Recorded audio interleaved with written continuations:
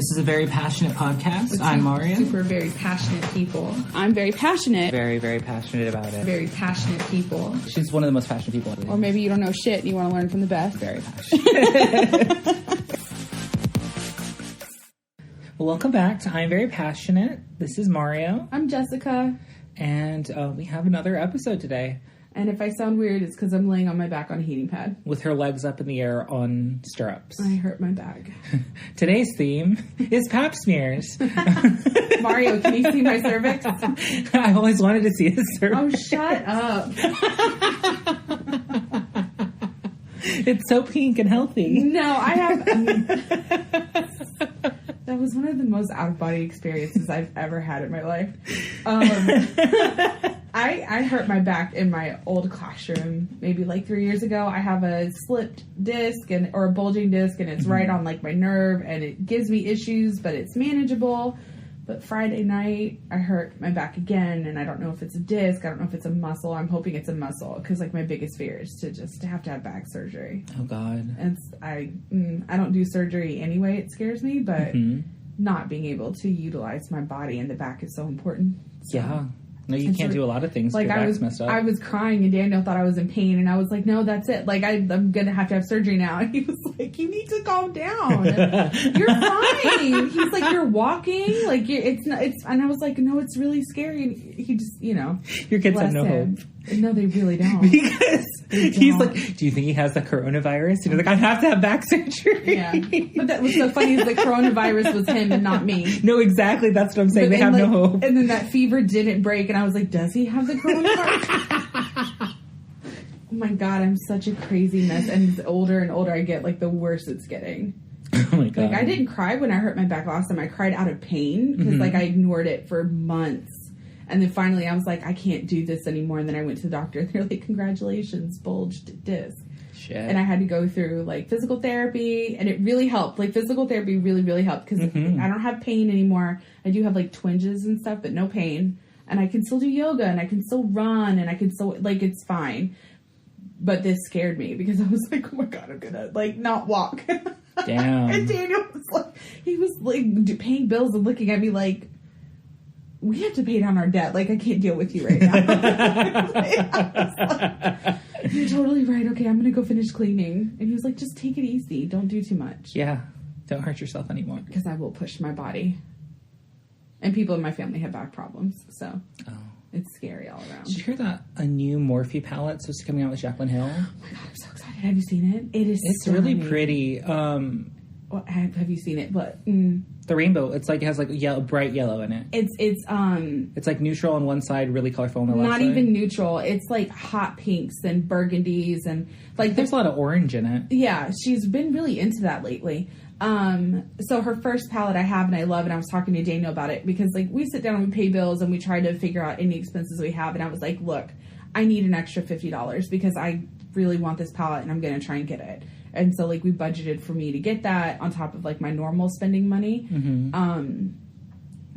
And I'm so excited about it. I have not been excited about a makeup palette. I was kind of excited about Jackie Aina's because it's beautiful, but I never bought it. And I love ABH. I do, and eventually I will buy it. But, what's her name? That one. Alyssa Edwards palette, ABH. Oh, yeah. So sell it, TJ Maxx. I saw that. Luis posted about that. Yeah, that's where I found out about it. And I was like, I should text Brooke. Luis. Hi, if he's listening. Yeah, I don't know if you listen, but hey, we love you. Sexy beast. But, I'm really excited. It looks really pretty. It looks stunning. I'm really concerned for her because I feel like she's in the middle of a mental breakdown. Yes. Did you watch the video? I did not watch the video because it was 37 minutes long and I don't care that much. But she talks about how she's basically dealing with alcohol addiction right now. See, that's what I heard, because like her face is super swollen right now. Yeah. And she said it started after I watched the video. I've watched it twice. I stan Jacqueline Hill really, really hard, and I like her makeup. And I love how, I don't know, she's just different. I like her. But she talks about how after her last lipstick launch, which we did talk about, like, it's been her dream her whole life to have her own line, and she knew she wanted nudes to start out with, and then like it flopped and it failed.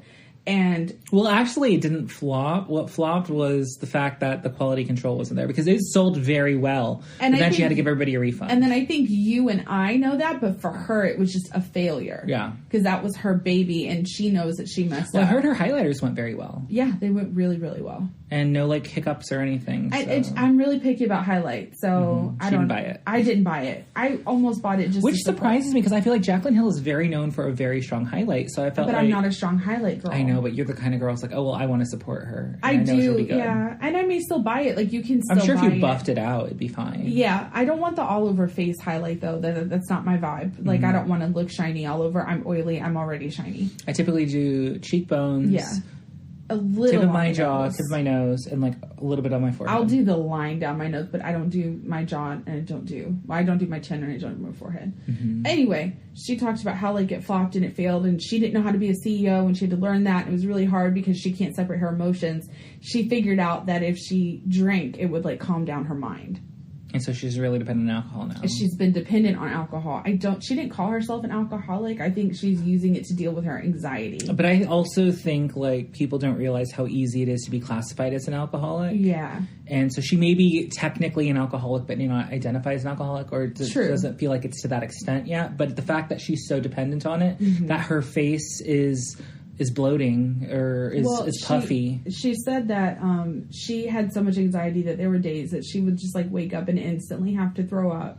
And then like she found out like through alcohol it was easier for her to deal. And then some days she would drink more than others, and that's when her face started just like expanding. And she did mention she's gained like 30 pounds. That's all alcohol. No, she does. Like, at least the clip I saw, because Rich Lux, it made me sad. Was like on showing her Snapchat or whatever story, and like she looked, because like that video when they were first giving her shit on that red carpet, I thought she looked great. But you see it now. I see it now, and I was like, oh my god, like what the fuck happened, girl? Like, are you okay? And apparently she's not. So I hope she gets help. I felt really. She said that her doctor and her therapist are working together to help her, and that she's going to therapy like 3 times a week. Good. I was like, girl, I'm with you. I need that. I wish I could go. Maybe she needs to pull a Michelle Phan for a little bit. Yeah, I was. Oh my god, Mario, you're speaking to my heart, because I had the same thought when I was watching it. I was like, she's gonna go. Like, that's it. She's got the money. She's got the money, and I feel like she needs it for her well. I think some people are cut out to deal with hate, and I don't think that she is. And I don't know that you can develop that over time. Oh, total side note. Did you see that thing with Michelle Phan recently? No, I didn't. Tell me. So I never watched her channel. Oh, I loved Michelle. She was the first beauty guru I really watched. Right, I know regularly. That she's kind of like the OG. She is the original beauty guru on Facebook. Like, she did all the different tutorials. She was gone by the time I got into YouTube. Wow. Well, yeah, no, she did disappear. She fell off. But recently on her Snap story, I guess she has a lot of followers on Snapchat. Yeah.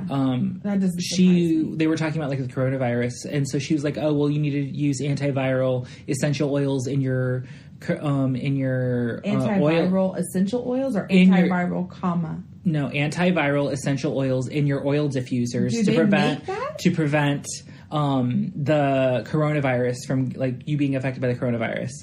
And people were like, "What? Really?" And then like Dr. Pimple Popper had to step in and say, "Absolutely not. This does not exist. You are doing a disservice to your people. You need to straighten this out and let people know." And she did. Because she's like, "Well, I was sharing information that was shared with me, and I thought it seemed legitimate." Do they make antiviral? No, it doesn't exist. Oils?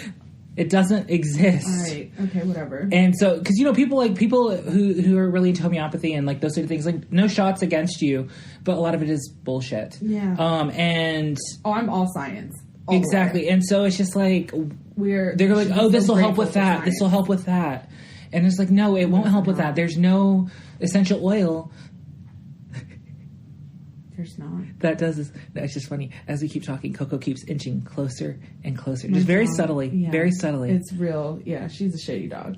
She's such a cutie, though. She is. But no, that happened. That was crazy. And I was like, whoa. But I'm glad she at least acknowledged she was wrong and did a public statement, not only on Snapchat, but also on Twitter, so people could get the message, because she recognized she was wrong. Speaking of Twitter and Jacqueline Hill, before this video came out, maybe like 4 weeks ago, she posted a picture, and some rude person on Twitter said, "Jacqueline, are you okay? Because it looks like someone, like a bee stung you in your face, and your face is just expanding." And I saw it, and I went, are you kidding me? And I actually said something to this girl on Twitter. I was like, you know what? I understand being concerned, but maybe privately message her, because if someone said that to you, you'd be devastated. Mm-hmm. And I got like a shit ton of likes for it. No, but not for that real, that matters, but that was so rude. That's nasty. Yeah. Like, people on the internet are nasty. Yeah, and like, you wouldn't say those things in person to her. You'd probably fangirl over her the second you saw her. Yeah.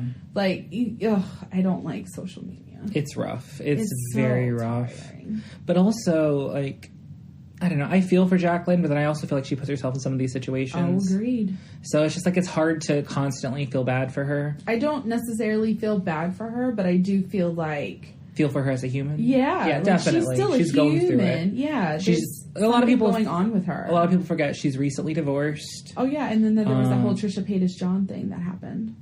What, John? John was her ex. Is her ex? Did they date? They posted a picture on Instagram that was like, "Gonna go home and make a baby tonight." Like, it was Trisha Paytas, and they looked like they had been at a rave or whatever. I hate Trisha Paytas so much. You hate her? Oh my god, she does so much bullshit for attention. Don't really care. No, like, did you see her about? Oh, she came out as a trans male. Is she? No.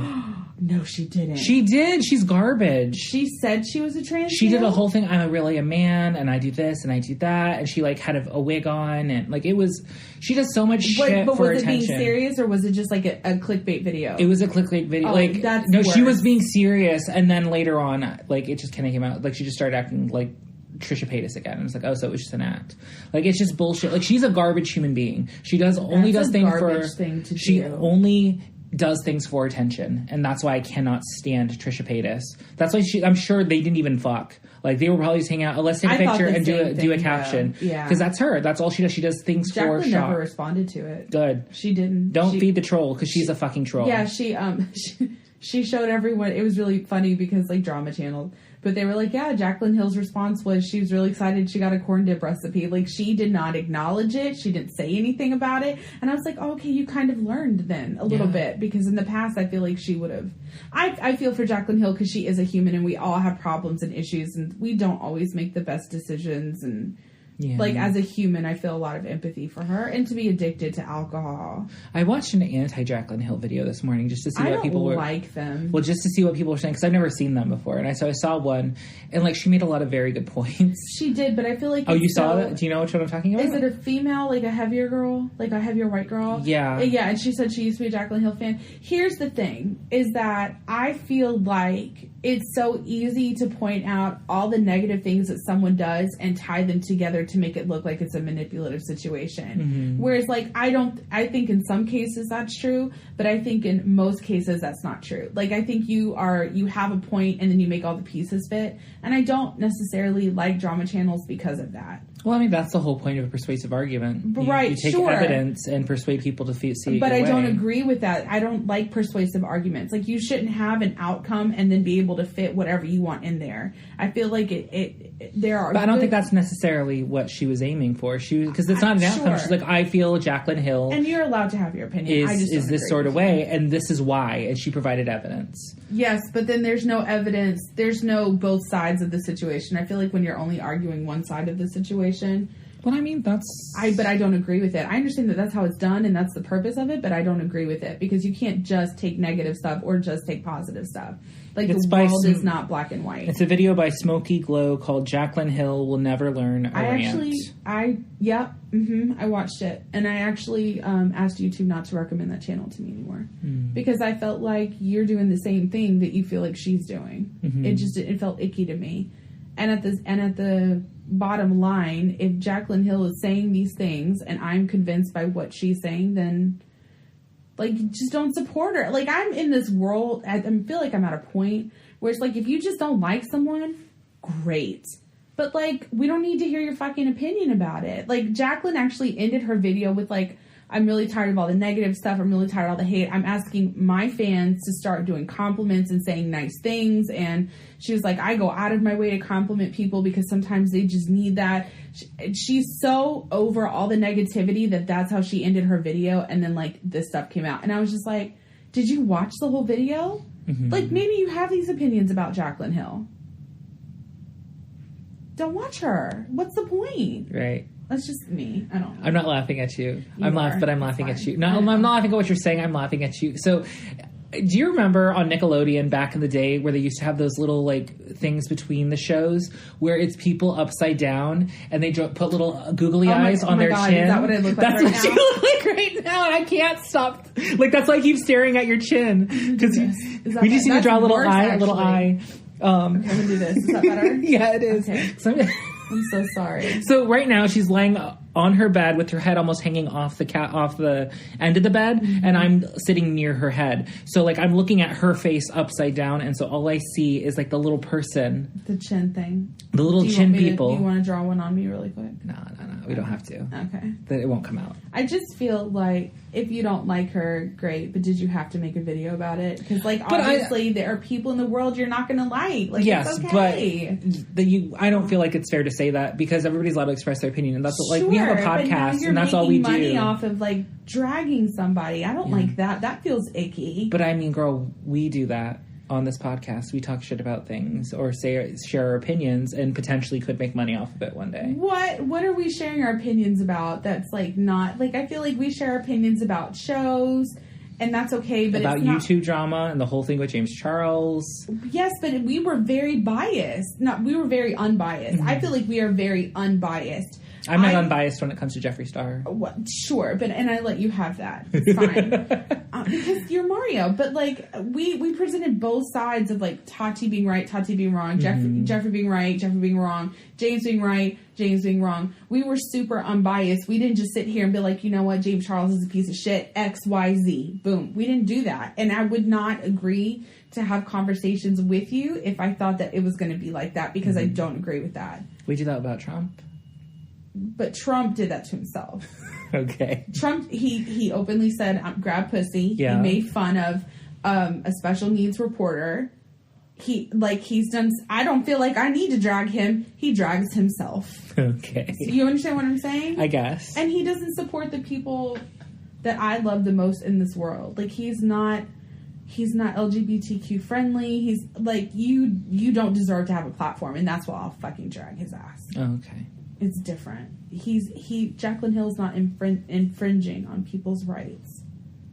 And she's not the leader of our country. It's different. Okay. Don't look at me like that. I love you. I'll just look over here. Stop it. What's the next thing? I can't see.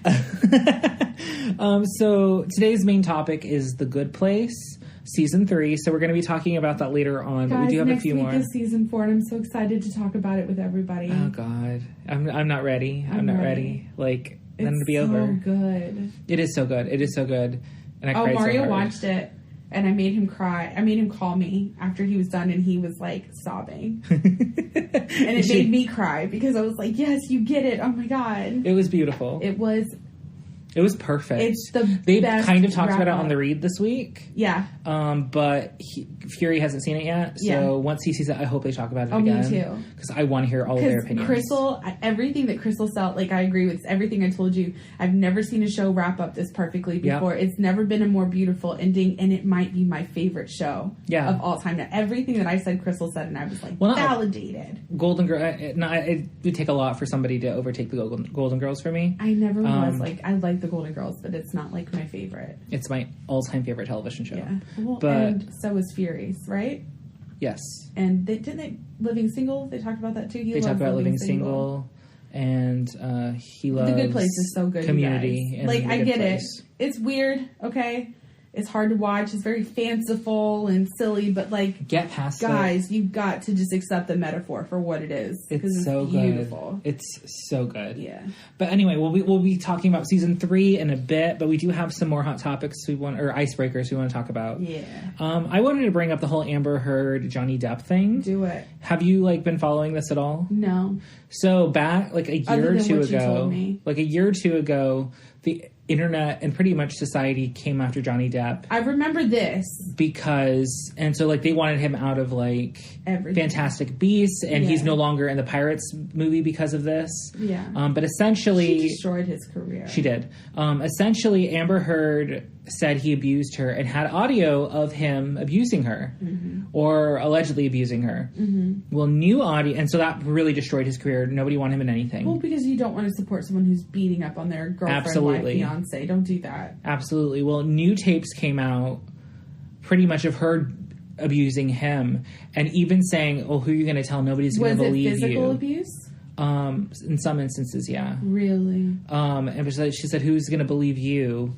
Nobody believes it when a man is being abused. So go ahead and try, but it's not going to happen." Guys, or whatever. and that actually does happen. There are some men that are beat up on by their wives. Absolutely. But that's happening right now. I'm really withholding judgment until I have more facts, just because I was so quick to jump to her defense and say, okay, well, I always do. This typically. Is why I don't like being quick to judge anything anymore. Well, I'm not going to be one to question a victim. And that is very true. And so especially with abuse, I'm like, okay, well, if you say you're abused, I'm going to believe you that you're abused. Yeah. And it really sucks that if this is the case, that she was lying about all of this. But also there was audio of him abusing her. Yes. Yeah. So I mean, it sounds like they were both at fault here. It sounds like they were beating the shit out of each other. Not beating the shit. Just being funny. It sounds like it was coming from both sides. But if she was really just spinning this and it was really, really her abusing him more than anything, I'd feel bad, but I don't know. I'm just going to wait until the dust has settled to form an opinion on it. Yeah, even if we ever find out what really happened. Yeah. And it makes me sad because I really love Aquaman and I can't watch it and I didn't realize that was her. That's her. You had to tell me that. Sorry. And I was like, I don't really know who that is. And you're like, Aquaman. And I was like, fuck. The only reason I really wanted to see Aquaman was to see the Mosasauruses, but that's about it. Mosasauruses? Those are the big things they were riding. It looks like an alligator, but it has like a whale body. But the Mosasaurus is a dinosaur. Yeah. Yeah. There were those in the movie, in the battle. I didn't realize that. Yeah. Yeah. Because I was excited to see one at the end of Jurassic World, the first one. There was. That's what ate the. Right, because that's actually where we live. They lived here, and you can still find Mosasaurus teeth, like in certain parts of Georgia. Really, I didn't know they lived here. Yeah, good for them. Yeah. No. Oh my gosh! Now I just have to picture them with like Southern accents. Oh my god, y'all! Let's go eat some fish fry. But yeah, like if any new updates come out, we'll keep you posted. But I'm just very reserved about this now, and I'm just going to sit and watch and then form an opinion. And it sucks because I feel like I'm reserved because you have to side with a victim, and it sounds like they very well could have just been in a dysfunctional relationship, and neither one of them are a victim because they both did wrong. Yeah. Yeah. We'll see, though. Moving on. Don't beat your partners. Exactly. PSA. Moving on to politics really quickly. Trump got acquitted. Nobody's surprised.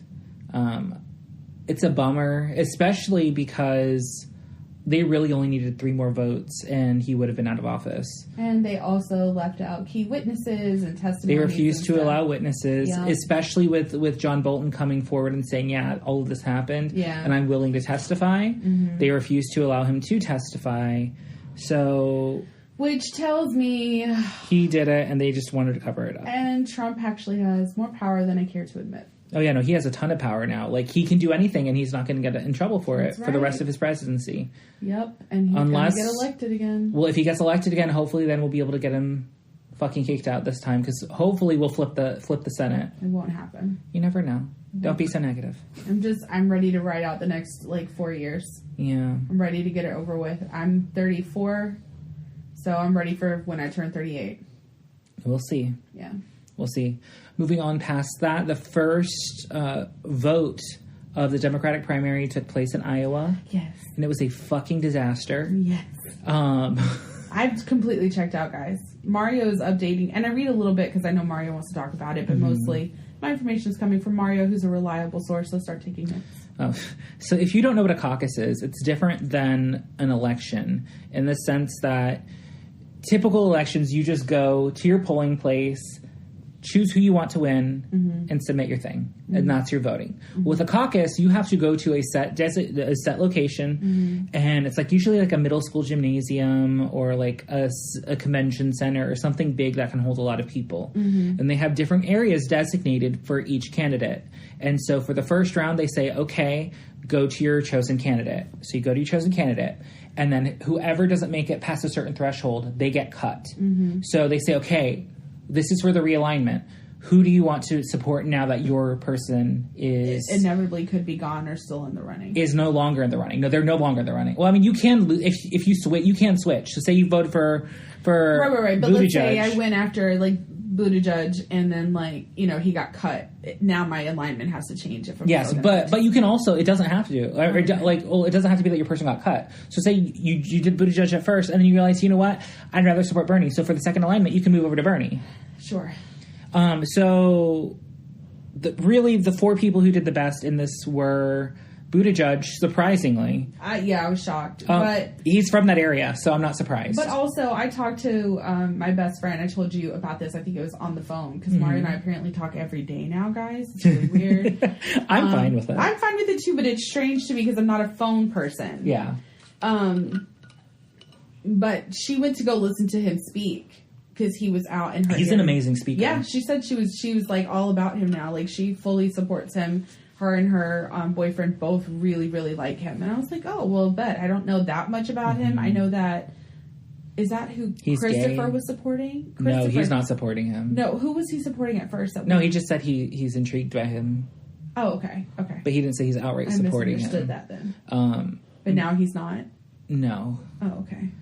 He hasn't really said who he's supporting, though, so he could be. I don't know. Yeah. Go ahead, finish. I'm sorry. No, it's fine. I'm surprised, but not surprised. And then Bernie... I've been saying that a white male has to be in there. But honestly, like, him and Bernie essentially tied. They both had 26... Really, Bernie won. I like Bernie. I'm just nervous. But... I catastrophize. Because in terms of popular vote, Bernie won. Yeah. In terms of amount of supporters. But in terms of delegates, which also means, like, state delegates who get to vote their thing... It's a tie because... I just feel like that system's got to be gone now. But I think so too. But also it's scaring me because there was a lot of shit done against Bernie Sanders in the 2016 election. There's no denying it. People got fired over it. Yeah. And I think it's happening again. And I'm very hesitant to be that person who's like, oh, it's a conspiracy. But just this whole instance is making me think, oh my God, this might be a conspiracy against Bernie Sanders. Because...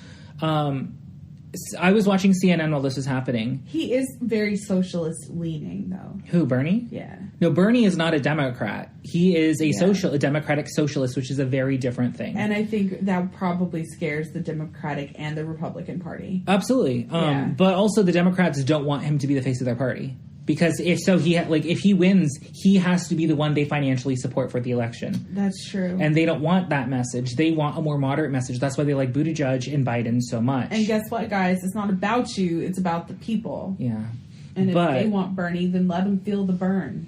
But anyway, the reason I'm thinking that this is starting to look more and more like a conspiracy against Bernie Sanders is because... Shane Dawson. Girl, let me talk. I'm sorry. Every time I try to get going, you keep saying something. Go.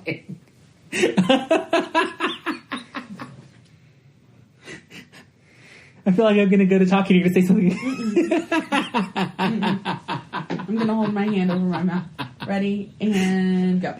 Okay. So the reason I'm feeling this is initially they were refusing to, like, share the things because they said this app was malfunctioning, which it is. But if you look into this app was developed by this man whose wife is on Pete Buttigieg's, on his, like, campaign. And on top of that, Pete Buttigieg has donated $40,000 to the development of this app. And then, with how CNN and everybody else has been covering it, they're very reluctant to say Bernie Sanders is winning. They were trying to spin it to where Bernie Sanders... Well, this wasn't as good for Bernie Sanders as they thought it was. While you're freaking me out, please take your hand off your mouth. It looks like you're getting, like, smothered. Stop. You can talk. But then... sorry. She's distracting me, y'all. First with her words and now with her faces. There's nothing I can do. Don't look at me. No. Like in Mean Girls. Don't look at me. No, I'm listening. But anyway, so like how they were reporting on this, it just seemed we're trying not to make it look like Bernie Sanders has the momentum that he has. Because with his exit polls, he was showing he was winning this thing. And then the numbers kept coming, and it seemed off. just how they're reporting it and how the numbers are showing up, it seems off. There's like the app is showing or giving people wins that they didn't have, and it's just a mess. So I don't know. I just feel like it is legitimately they're trying to fuck with Bernie Sanders again. And I'm not that person who's like, oh, like the tinfoil's on. You're definitely not a conspiracy theorist. But like just how everything, it was just rubbing me wrong. Like hearing the people on CNN talking about it, because I was at the gym when this was happening and like I was reading the things. And I was like, what the fuck? Like he's clearly doing well. Like how are you trying to spin this as a bad thing for Bernie Sanders? Because Bernie got more than a quarter of the votes. That's amazing in a primary where there's literally like, what, 14 people? It feels very House of Cards. Because wasn't that a storyline? I haven't seen House of Cards. Okay, so terrible memory, and I know that. It's either House of Cards or Scandal, and I think it was House of Cards where there was an issue with the voting, and they were trying to uncover all of that. Like, there was an actual issue with the voting machines and stuff.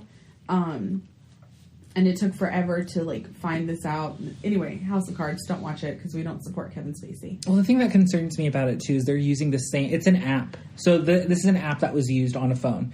And so they're actually recanvassing the entire thing because they use the app, but they also wrote down the results. Yeah. So now they're going to go through... And see if it matches. Yes, and I think they're not going to release it until after the New Hampshire primaries because that's when... How irresponsible. I think that's... Because if they were to do that and it were to come out that Bernie Sanders destroyed Pete Buttigieg... Yeah. Is it Buttigieg or Buttigieg? It's Buttigieg. Okay, Buttigieg. I just found this out recently. Okay. It's Buttigieg. If it turns out that he destroyed him, that's going to take away any momentum he has in the next election. So they're going to wait until after at least the New Hampshire primary and then release the information. I'm telling you that's how it's going to happen and how I feel. I believe you, and obviously I'm stressed out because I believe you and it makes total sense. But, like, again, this is what I have a problem with the delegates voting. This is why I have a problem with, what's it called, the Electoral College. We don't need the Electoral College. We don't need delegates voting because it's the people who vote and you work for the people. I pay my taxes. You get money. I agree. I don't understand why we're still doing this. It made sense back in the day. Yeah. Like when you... Because we didn't have the ability to communicate. We have technology now. Exactly. So we don't need that anymore. And then there are some states where you can actually vote against their popular vote. It doesn't happen often. It's a small... Oh, no. That's every person in the Electoral College does not have to vote with what their state... I'm sure that you guys, if you hear clicking, it's my heating pad. I'm sorry. If you like your elector, the person who is representing you in the Electoral College does not have to vote with what your state votes for. That's so fucked up to me. Because they're allowed to make the executive decision. That's so fucked up. No, I agree. I completely agree. And most states allow that. So I didn't think it was all states. I thought it was just like a certain populace. But all in all, I think it's really shady. And then they're using the same app for the Arizona caucus. Let's stop so it's using gonna the app, exactly, guys. Like, exactly. Let's just it go clearly back to doesn't fucking work. Yeah. Like there were a lot of issues too. Like the Democratic Party is like, this needs to be tested on a statewide level because it was never tested on a statewide level. Really? Yes. And so there's a lot of issues with it. So we'll see what happens. Yeah. I honestly am kind of freaked out now because I really think they're going to try and force Buttigieg or Biden. But that's one thing I meant to mention. What? So Bernie and Buttigieg were tied at 26%. Okay. It's like 26.2 and 26.1. Of course, they're giving Buttigieg that 26.1, but that's within the margin of error. Okay. So I'm not buying that bullshit. But Don't buy it. But then Elizabeth Warren was at like 18%. But then Joe Biden was at 14%. And I was just like, I hope they're fucking realizing nobody fucking wants Joe Biden to be the president. Like, he's not the choice. Like, he's the person they're trying to push because he's the most Democratic friendly white guy. Well, him and Buttigieg are good. Like that's why Buttigieg is gay. Yeah, but so they don't really care about gayness anymore. Yeah, if it was a Republican, it'd be an issue. Bullshit. They still care about that shit. But bullshit. I call bullshit because they do care about that. If not, we would hear about all the candidates and senators that actually were gay or like living in an open marriage. They still care about that shit. It's a point of contention for a lot of people. I'm sure it's still an issue. I think they would much rather have a gay moderate than a straight liberal. You know, that is hard. Wow. Okay. Because at least a moderate will help protect the rich, will help because Buttigieg takes so much from lobbyists. I'd rather have a straight liberal. Same. Because Buttigieg takes so much money from super PACs and corporations and stuff. Yeah, I have an issue with that still. And so, like, the only people who are not are Bernie, Warren, and Klobuchar. I don't even know who that is. Amy Klobuchar, she is from Minnesota. She's a recent addition. No, she's been in it for a minute. Really? Yeah, she's actually, like, 5th. Guys, so she's doing well. I don't care anymore. And she actually impressed the fuck out of me. Really? I'm not really, like, I don't... You're not easily impressed. Well, my mom... So, this is part of my Ray of Lights, but my mom and I watched Save it for the Ray of Light. Well, no, it's relevant. It's not the whole Ray of Light. It's just, we happened to watch the debate together. Okay. And... the debates were last week. There was a debate on Friday.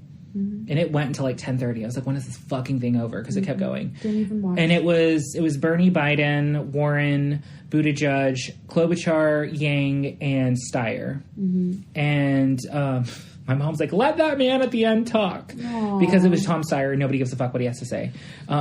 Real pieces, guys. No, like, have you ever seen that thing on Family Guy where she was running for mayor, where Lois was running for mayor, and she just said 9/11 was bad, and people cheered and threw money at her? Mm-hmm. That's what he was trying to do the entire night. Mm-hmm. He was just saying facts. Trump is a crook, and people cheered. And I was like, you're not doing shit. You're not saying anything about what you're going to do. That's his political tactic. Just apparently so. Yeah. It was annoying.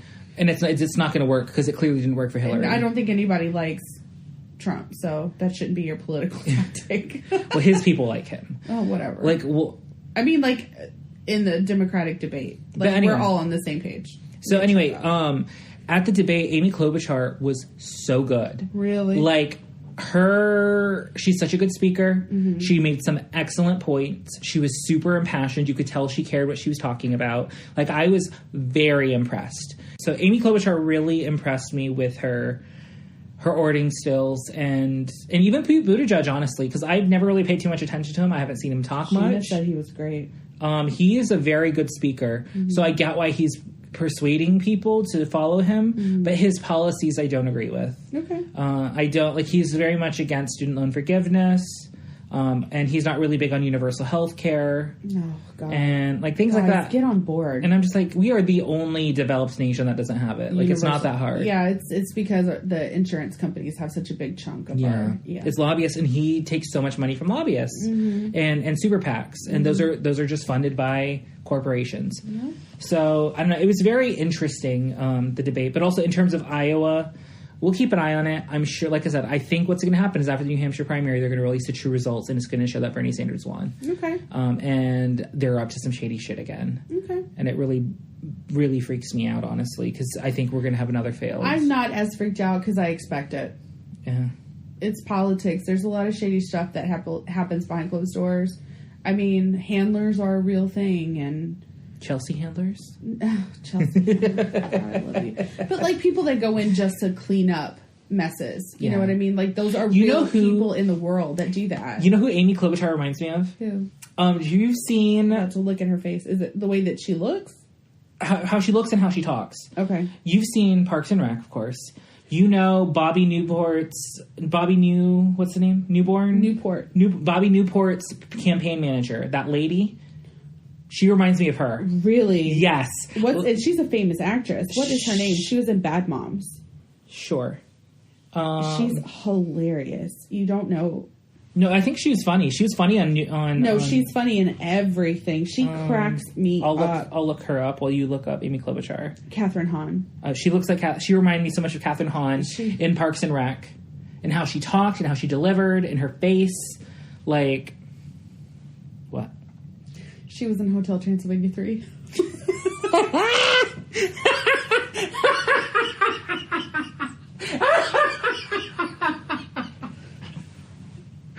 And we're back again. Thank you for coming to this week's episode of the Hotel Transylvania 3 fan cast. My name's Mario. This is Jessica, and we'll see you next week. You have to see it if you've never seen it. It's so good. I watched it the other day with the kids. It's so good. I'm sorry. Oh my I'm not God. spending the next 30 minutes laughing at my obsession with this movie. Hotel Transylvania 3. So Madagascar 3. Oh. And Emperor's New Groove.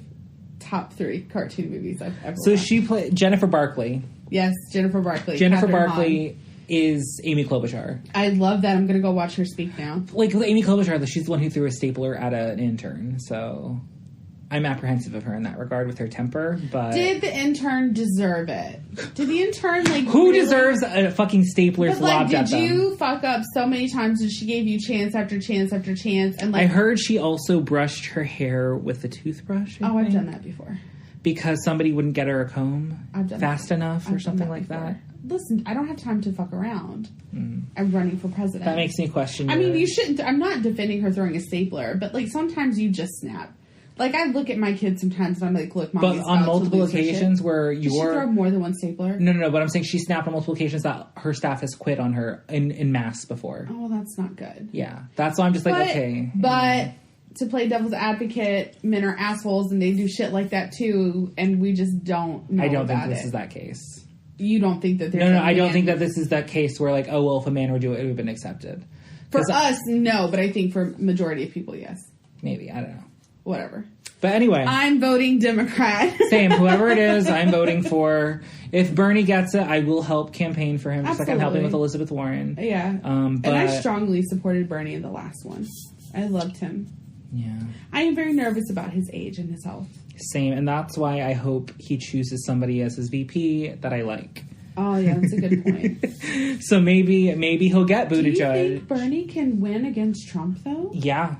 He would have won the 2016 election if he would have gotten it. Like they ran the numbers, where it shows Hillary losing how she did, and Bernie would have won by a landslide. So, well, not a landslide, but by a substantial margin. Like it wouldn't have been nearly as close. Okay. Like, you know how, like, Trump in terms of the Electoral College, he like destroyed Hillary. Yeah, it would have been like that. Okay, well, I'm into it. I support Bernie. I support anyone who's not Trump. You're right, Buttigieg is very moderate. I'm not against moderates, guys. I'm just not. But I want change. I do too, yeah. I want student loan forgiveness. I want universal health care. I want free college. There's some moderate policies that are good and have, like, kept us in place, but, like, we have to find a way to mix old and new together. We have to get money out of politics. Yeah. We have to regulate the pharmaceutical industry. We have to revamp the insurance industry. There's so many things that a moderate will not tackle because they're taking money. Right. And that's why I think lobbying should be illegal. Like with PrEP. You know what Truvada is, right? Yeah. It is $2,000 a pill in America. It is $8 a pill in Canada because of pharmaceutical lobbying. Yeah. So it's like bullshit like that. And then like the EpiPen. The EpiPen is $600 for an EpiPen. Unless your insurance covers it. Yes, but still. Yeah. They're still paying $600. I remember when I couldn't afford Tamiflu because it was like a $95 copay. And I was like, thousands of people have the flu, like, in this area, and I can't afford Tamiflu. Like, I have to go back to work. Did you hear about that kid who died? No, I didn't. So, like, this is going to make me sad. I don't know. This woman posted about it online, and a bunch of anti-vaxxers told her not to give her son Tamiflu, and he died because of it. Oh my God. Yeah. Shut the fuck up. Yeah. Sit down. Those are your opinions. They're not based on actual evidence. You have no empirical data to back up any of the bullshit that you're claiming. Sit down. Don't vaccinate your children. I don't care. It doesn't bother me. I'm going to vaccinate mine. No, it should bother you. It doesn't bother me because you can't go to a public school if your children aren't vaccinated. And my kids go to public school. So in some states you can. But not here. No, I think here you can. No, if you get a religious exemption, you can. No. That's how people are getting out of it, and that's why they're trying to close the loophole of religious exemptions, because people are taking advantage of it. I know when I worked for the school district, if you didn't have your vaccinations, you didn't come to school. There was not a religious exemption thing. Well, that's good. But, like, in a lot of states, there are. I think you can do that in daycare. I don't think you can do it in public school, because religious exemption here, you can send your kid to private school then. Mm-hmm. Bye. Look, do what you want with your children. That's your life. That's your child. You gave birth to them. You have the right to do whatever the fuck you want to do. But stop imposing. It's like religion. Stop imposing your beliefs on other people. Give people a chance to think through their own bullshit. You scared this woman out of giving Tamiflu to her kid and now he's dead? Mm-hmm. Fuck you. Go somewhere.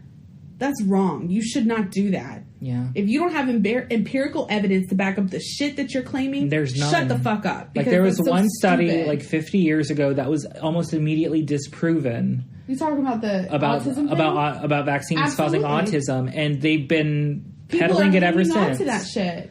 And it's like, oh my god! But also, Do you know saying why he did that? Why? Because he was mad that he did not get like a grant or a study or something that he wanted to do.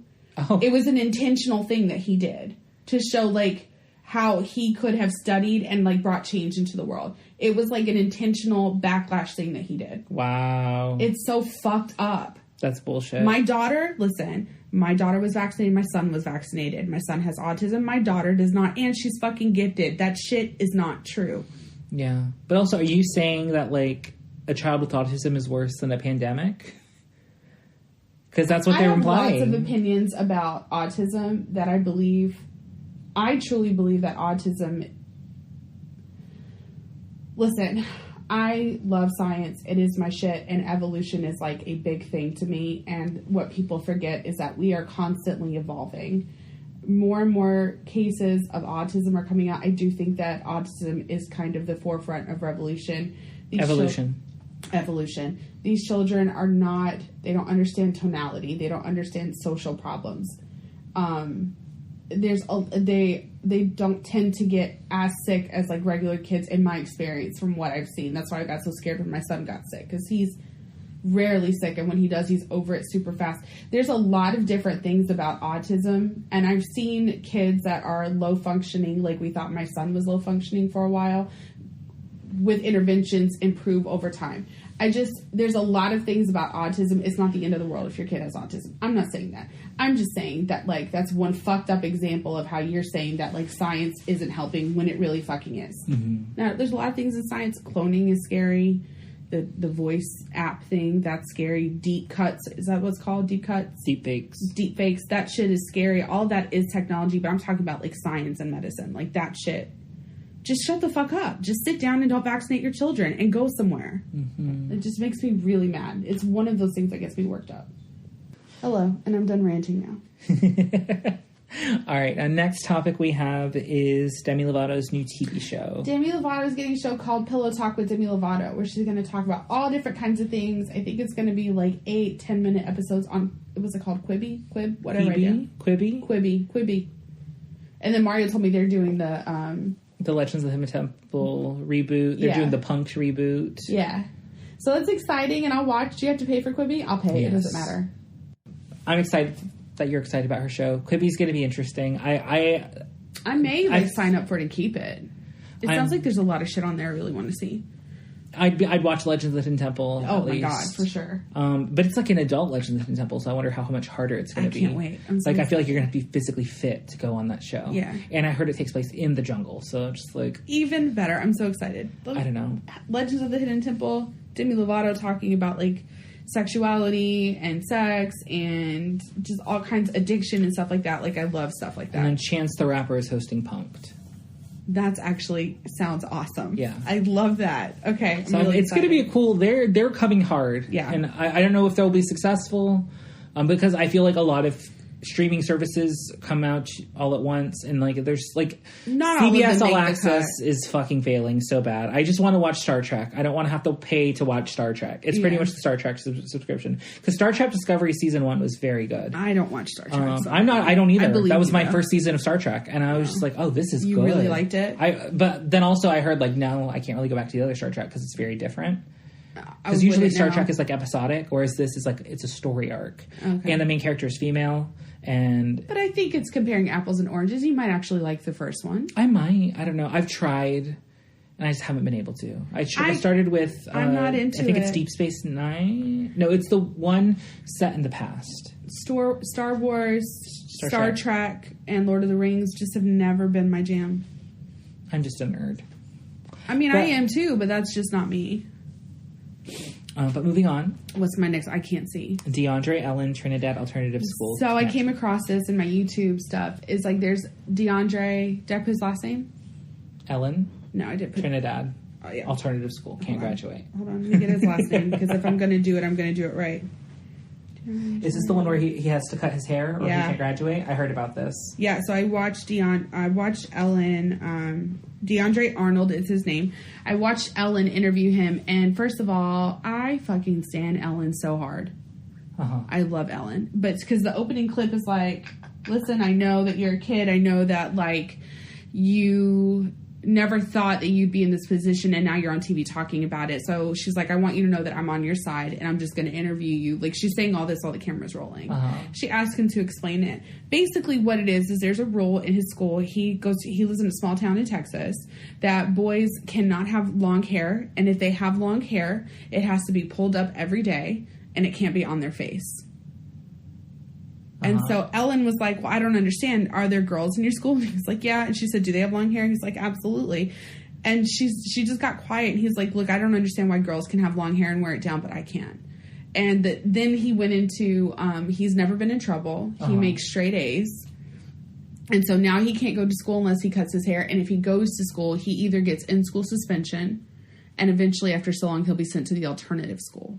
Oh, my God. Yeah. And then if he goes to the alternative school, he can't graduate with his class. That's bullshit. And he wants to be a vet. And you should watch it because he's just such this sweet, genuine kid. And Ellen, like, said, I have to do this now. And she stopped and she looked at the camera and she was like, I'm urging this school district to change their policy and change their mind because this is a good kid. And he's not doing anything other than just having long hair. And then the kid was like, listen, my dad's from Trinidad. Yeah, that's his culture. That's their culture to have long hair. And he was like, and I wish people would ask questions instead of just assume. Yeah. And she was like, this is so wrong. And then she brought out Alicia Keys and they gave him $20,000. Oh, I love Alicia Keys so much too. I do too. And like, this boy just wants to go to college. Like he wants to be a vet. And he wants to be himself. Like, why can't he be himself? And he wants to honor his parents' ethnicity. Like, what a sweet kid. His ethnicity too. Sure, but like, it's an honor. He brought up his dad specifically. Yeah. So I loved watching that clip and it brought me a lot of joy. I didn't cry though. I think my crying stuff is gone. Maybe I was just on my period last week and I didn't know. I don't know. I don't get them anymore. Oh, right. Next, you have on here Prince Harry therapy. Right. So I read this article that Prince Harry has been in therapy over the loss of his mother for the last 3 years. Good for him. Yeah, good for him. And also, everything makes more sense to me now. As to why he's taking out a... Yes, because when people go through therapy, especially people who've lived with any kind of trauma, and I'm speaking from my own experience, I'm speaking from people that I know, like when you go through therapy and you lived your life in one way in so much pain and never dealing with anything, to all of a sudden go and like learning how to be more healthy, there's always contention. Yeah. People don't like it. They want you to be the same that you've always been. They don't want you to change anything. They don't want you to have a different opinion. They try to still conform you to what you've always been, and you're trying to break out and be different. Mm-hmm. I feel very much that way about my life right now. And everything about Prince Harry made sense to me after I read that article. And I thought, man, you're a grown man, just like me, going back and dealing with shit. Yeah. I mean, that's not something you just get over. No, I hate it when people say that shit to you. Like, you don't get over that. You don't get over any type of trauma. People take things seriously, and it really scars them. It doesn't matter if it's a death or anything else. Don't just tell someone it's time to get over it. Like, go fuck yourself. Yeah. It's not okay. But good for him. And he's also royalty. And he just wants to protect his wife at all costs. Yeah, because look what happened to his mom. Oh my gosh. Why wouldn't he want to, like, abdicate his area and then go live somewhere else? Yeah. And Meghan was being dragged. She still is. She still is, but it's not as bad. But she was being dragged in the British media, and she couldn't handle it. Yeah. But a lot of it was racist, too. Like... And anti-feministic. Mm-hmm. So I can't say I'm surprised, but I'm glad for him. I'm very glad for him, and I'm glad that things kind of make sense. And I really hope Prince William is supportive of this, because if not, that just shows he's a major asshole. I feel like he is. I hope he is. An asshole? Or yeah, I think he is kind of an asshole. That's a bummer. I feel like there's some privilege going on there. Well, I'm sure. I mean, he's the son that matters. Yeah. It makes me sad, though, because I actually really like Kate Middleton.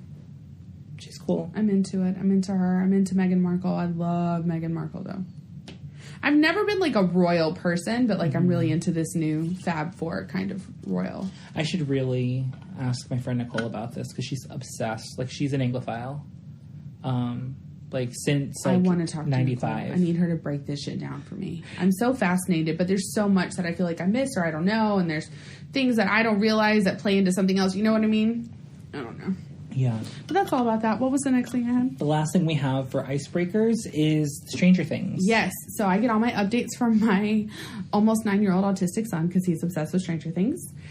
Stranger Things and I found the article. It's going to be 5 seasons, but season 4 is going to be broken up into 2 parts. And I think it's going to be 9 episodes each. And there's going to be an origin story. It didn't say whose origin story, but there will be an origin story. But, so are there 2 parts of season 4 considered the 5 seasons? Or season... Yes.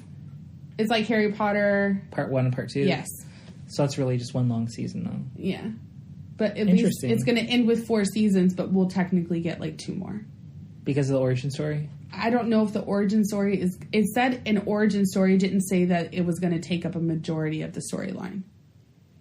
Wow. So I'm excited. It isn't going to? And it didn't say that it was or it wasn't. It just said that there will be an origin story. Interesting. So I don't know if they're going to sprinkle that in throughout. I don't know what they're doing, but I'm just excited that there's 2 more seasons coming, even though they're both technically season 4. Mm-hmm. But I'm excited about that. Yeah, how much is a normal season? Like 7 episodes? I want to say 10. This one said 9 per season. I don't understand why they just call it season 4 and season 5. I think because we jump year to year from each season. I don't think they're going to do that with season 4. I think it's going to be one long continuous story. Gotcha. So I don't think they can technically call it season 5 from the way that they've set up the show. I mean, they could just change They it. could, but whatever. I'm not the writer. I don't give a shit. I'm writing season. Bless you. Yeah, bless me. No, I'm really excited for it, though. I really love Stranger Things. I thought season 3 was fantastic. Oh my gosh, it's so good. I liked it better than season 2. 8. I like them all. 9. So season 2 had 9 episodes. Season 3 had 8. So it went 8, 9, 8. And and now they're going back to 9. Good. So I'm glad we at least got pretty much 2 more full seasons. Like 18. That's good. I'm so excited. I'm really excited. I just wonder how they're going to do it because the kids are getting so busy now. At least Finn Wolfhard and Millie Bobby Brown are very busy. And so is the girl. That's Millie Bobby Brown. No. The other one. Natalia Dyer? Yeah. She's doing... Is she? Yeah, she's doing like campaign work. She's very big over in Europe. For her. Why? She's like emaciated. Oh. Like, have you seen her recent? Like, her and her boyfriend, he's Jonathan on the show. Yeah. What is like, they've been busted with coke a couple of times. Oh, yeah. And, like, he was detained from coming into the country. I remember that, yeah. But, like, they look ill. And I was just like, whoa, guys. Like, what's her name? Natalia Dyer. Natalia. Dyer. Like, I understand she might just be a naturally thin woman. I think she is naturally thin, but I know the coke has been an issue with them. There's, like, certain just pictures of her, and I'm just like, she's I gasp. Stunning, though. She's gorgeous. Absolutely gorgeous. I can never stop staring at her face. But, like, there was, like, one picture I saw of her arms, and I was like, oh, my God. Yeah, but were her joints bigger than her arms? Yes. Oh, that could be an eating disorder. So I was just like, holy shit. Because, like, there's one thing if you're just thin, you have very thin limbs and whatever, but, like... Oh, yeah. Look at that. Yeah, wow. See? Yeah. See? And I was like, girl, like... Oh, that could be... somebody needs to talk with her. That could be an eating disorder. So, like, one of the things that... the muscles? No. Well, the muscles, yes, but you see how her joints are wider than her actual limbs? Yes. Like, that's an anorexia. Like, that's common with anorexia. Not that that's the only reason, but it could be. Yeah, no, that's what, like, every time I see her, I just kind of... Yeah. Because she looks sickly, and yeah. I hope she gets help if she's going to... Maybe she's just... Jonathan Heaton. Isn't that his name? Yes. Maybe she's just a really thin person, and that's No. But here's, like, healthy arms. Yeah. Oh, yeah. Oh, that's a big difference. Is that recent? No. Oh, damn. This isn't recent. Because I feel like as the show's gone on, she's gotten thinner. Yeah, for sure. When was this picture taken? This was April 2019. Oh, okay. But when was that one that you looked at? Let me look back at this one. No, that's Pinterest. Don't take me to Pinterest. I fucking hate it when image search comes up with Pinterest. Oh my God. And then you get there and it's not even there. Or it's like you have to log in. Yeah. And then you have to search for it within the search results of Pinterest. Agreed. I hate it. It's bullshit. It is bullshit. Ads are out of control. I know that ad is like your thing, but like I genuinely cannot. That's why I have an iPhone. Advertisements. I generally not even on YouTube. Like I'm so fucking sick of it. When was this? This was 2016. Oh, okay, good. Maybe she's getting better then. Yeah, maybe she has more weight on her now. Because there are certain times where I'll see her and I'm just like, oh gosh. Yeah, she's stunning though. She's so beautiful. And I think she's way too good for John. Oh my God, I was just going to so say gross that. looking. Stop it, Mario. You're reading my brain. Like, he looks like a serial killer. I can't believe he's with her. He looks like a serial killer. There's something in his eyes. There's something in his eyes. I feel about Will Ferrell, guys. I believe he eats human flesh by himself. That's all we... I don't like Will Ferrell. He freaks me out. That's all we have for Icebreakers this week. We'll be right back with our main topic of season 3. That laugh always means that I went too far. That laugh always means that... it doesn't. Shit, don't say that. That's what that laugh means. I'm fine. I'm fine with the Will Ferrell comments because I'm not a fan. It just makes me uncomfortable to picture somebody eating human flesh. Well, now you know how I felt at the Korean restaurant. Well, I mean, that's what it felt like. Your mouth. So we were at the Korean restaurant. Oh my God, I can't. And we got pork belly. And like, I've been told that like on like zombie shows and stuff, they use pork belly. Well, just pork in general, but pork to be human flesh because it's the most similar to human flesh once cooked. And so he said that though. Well, I had a mouthful of pork belly. I thought I was going to throw up. So I took a bite and I was like, oh God, I can't eat this because the texture, and that's all I could think. And then I was like, I don't think I can eat this. And like, why? What's wrong? It's like, no, I just heard something. And I was like, it's fine. She's like, oh, okay. No. And then she's like, well, tell me. It's like, I don't know. No, that is you told me to tell you. Yes, you told me to tell you. But I wasn't expecting it to be That's not my problem. That's not my fault. I still almost threw up. I was hesitant to tell her that I had heard this. And she's like, no, just tell me. And I told her, and then she got mad at me. And I was like, you told me to tell you. What do you want? And then my thugged out best friend kept eating it. Like, she's like, I don't give a fuck. Tastes good. I was like, oh my God. She is cannibal. Kesha would be proud. Did you just call Kimmy a cannibal? Yeah. That's a joke. Because she's so sweet. That's hard to even imagine. She's just so kind. But do you remember, like, the album Cannibal by Kesha? I do remember, but like... She'll eat you up like Jeffrey Dahmer. Don't bring Jeffrey Dahmer into this. Not after you threatened me with a ski mask. I did not threaten you with this. We will be right back. All right, well, welcome back. Sorry, guys. Hey. So this week we're talking about season 3 of The Good Place in honor of The Good Place ending last week. And... And I like the season a lot. It's Jessica's least favorite season, right? Or second least favorite? Yeah, I like all of them, but like it's my lowest ranked. I really liked this season. 4, 2, 1, 3. 4, 2, 1, 3. I love 2.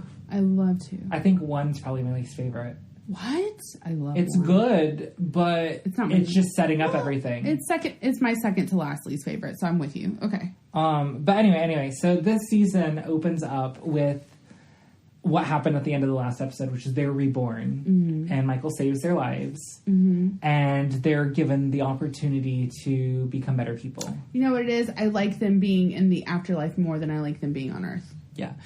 I mean, to be fair, they're only alive for like half of the season. Yes, but it's why it's my least favorite. Not that it's not good. It's so good, you guys. You should watch it.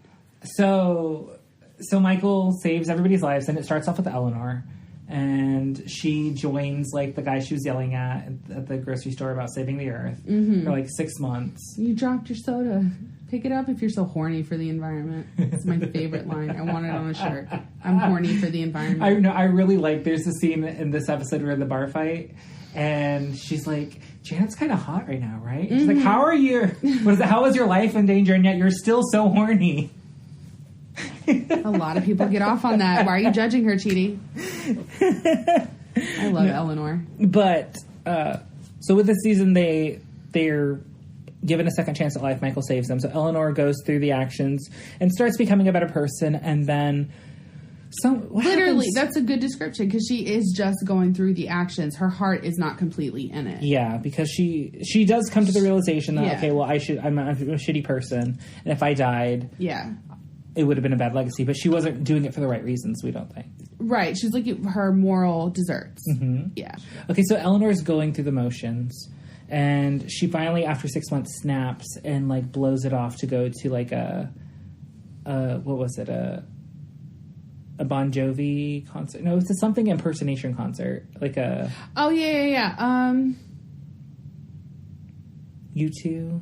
Something like that, yeah. It was like a rock band, but it wasn't an actual rock band. It was It was like a parody of, not a parody. Not a parody. What is it called? A cover band? A cover band. That's what it was is. a cover band. So she blows it off for a cover band. And then so Michael starts interfering again and introduces her to Chidi's video because he does like a TED Talk. And so he shows her or introduces her to Chidi through that. And so she, on a whim, flies to Australia to be taught by Chidi. And Chidi just happened, it's like, I think the day after his near-death experience, and Michael saves his life then. Yeah. And Michael has a talk with him saying, you just need, if anybody, the best thing to do in a situation like this is help somebody. Because he knew Eleanor was coming that day. So he's like, the next person who asks you for help them. I will say that what I like about this season is also what I liked about season 2, wherein like they kind of work backwards. So like you see one of the characters going through it, and then they go back to tie into where that other character comes. And I love that kind of storytelling. I do. I don't know why it's so good to me, but it's really good. I think it's good in a television show. I think in a book sometimes it's a bit repetitive. In a book, it's much harder for me to follow. Same. Yeah. But in a television show where you're seeing it happen, you're like, oh, so this is what this person was doing while all this was happening. And I like that. I like that, too. And so she meets with Chidi, and he agrees to help her. And so for about a week, they're doing, like, one-on-one lessons. And then Simone's introduced. And Simone is Chidi's girlfriend, who is another professor at the university. She's not the girlfriend when we meet her, though. No. But she becomes, with Eleanor's help, she becomes Chidi's girlfriend. And I don't necessarily love her. I actually really like Simone. She's okay. I like her, especially in season 4. I liked her a lot. Yes. I think I disliked her because I felt like... You want Chidi and Eleanor together. Yeah. Absolutely. And I do too. And I shouldn't do that, but I do that. And I understand that, but I also knew there's no way Chidi and Eleanor were not getting together. So I was fine with this. Well, he's just so secure in his knowledge, you guys. Well, I mean, that's Endgame. Like, it's clearly where the story's going. And so I really liked her. I liked what she brought to the dynamic because, like, we've had two whole seasons of Michael, Janet, Chidi, Tahani, Jason, and Eleanor. True. So we needed somebody in there, in my opinion, to kind of... No, you're right. Give new guidance because relying on Chidi as a whole to be the moral compass when he's now a human again and is still trying to figure things out versus in the afterlife, I feel like he's the best person. I think it really added something to the group and added a new perspective that was much needed, especially a black female perspective. I think is a very important thing to have because they have women of color. They have Tahani as the woman of color. But then there's Janet and there's... That's true. I agree with you. I enjoy it. I just don't like change. Of course. I don't want change. But Jason ends up joining... How did Jason get there? Michael went to him in Florida when he... And remember, he put up the little tag about, like... Change your life? Change your life. But he mistook it for the dance crew one instead. Mm-hmm. And then I think he just convinced him to go out there from that way. Remember, after the dance crew thing failed. Yeah, after the dance crew thing failed. He was like, I need you to come out to Australia. And yeah. And then Tahani, after her near-death experience, she goes to like a Buddhist monastery. Oh my God, it was amazing. It was beautiful too. Oh my God, she's so amazing. And she it's one of my favorite scenes from that episode. It was good. Yeah. It was very good. And so she's just like doing like the minimalist life and trying not to be focusing on fame and attention and just being focused on one. And then she wrote a book about it and got a bunch of fame and attention from it. Absolutely, which is ironic and stupid and hilarious. Yeah, and then Michael, of course, comes in as whatever his character as like a skeezy like promoter saying, "Oh, you need to sell them all this bullshit." Yeah. And do this and do that. Yeah. And then somehow Chidi gets her name and her number, and he calls. And he calls her, and she's like, I'll do it. Because I need to get out of the situation. All I want to know is, will this help people? And he was like, yeah, we think so. She's like, great, I'm on the next flight. And so she joins. And of course, it was a private 747. I'm just saying that. In my brain, that's what I saw. And so the four main humans are together, and then Janet and Michael are there. The Brady Bunch. They're trying to influence things from, like, the little accountant's room that they're in, with the little ticker sheets, seeing if their points are going up, and it's not going fast enough. Right, because all this time, Janet and Michael are trying to keep track of how many points they get, because they're trying to make sure that their points improve so they get into the good place when they actually do die. Exactly. Yeah. And so they're working together. They develop friendships, But then Adam Scott's character. Fucking love Adam Scott. What happens to him after this season? I think he had contractual commitments and he couldn't come back to season 4. That's a bummer. Yeah. Because she, like, flicks him away and it's like, oh, is he dead? Is that it for him? I love Adam Scott. But anyway, so Adam Scott comes in from the Bad Place because the Bad Place figured out how to build a door to get to Earth. Because there's only one door up until this point, and that's the one that the judge is in charge of. Oh, my God. And so he shows up, and he's this really obnoxious guy and, like, makes, like, brainy bunch shirts. And, like, everybody obviously doesn't like him except for Jason. He's trying too hard. Oh, so hard. On purpose, though. Yeah, on purpose. And really Jason likes him, though. But it's Jason. The others hate him. Yeah. And they're all trying to, well, we need him for the experiment, whatever. And it's rude to not help somebody when they need help. And so he's kind of running amok of things, making Chidi question his friendship with everybody because he feels like it's going to... Ethically, you should be friends with your subjects. Exactly, because it's going to skew the results. And then his annoyingness is making Eleanor act out to her baser instincts of being a dick. And then Tahani is just... Which, honestly, you can't blame her at that point. Yeah, no, I would have said something, too. Like, dude, you need to calm the fuck down or leave. Yeah. We're not into it. I'm not your friend. This cannot be you. Yeah. But eventually, he causes the judge to realize what's happening. His presence and Michael and Janet constantly going back and down to Earth cause the judge to realize what's happening. So the judge intervenes and calls them all 3 back to the place. So Janet, Michael, and then Adam Scott's character all go back. She immediately flicks Adam Scott's character off the screen and he's gone. Mm-hmm. And we never hear from him ever again. And then... She sent an email on his behalf. And then she chastises Janet and Michael and is about to, like, retire them, right? Mm-hmm. And luckily, while on Earth, Janet was trying to summon things all throughout, but her powers don't work. I love this scene. And so when she's back in, like, the afterlife... Like a printer, she says, everything's just backed up. So everything she's been trying to summon suddenly appearing.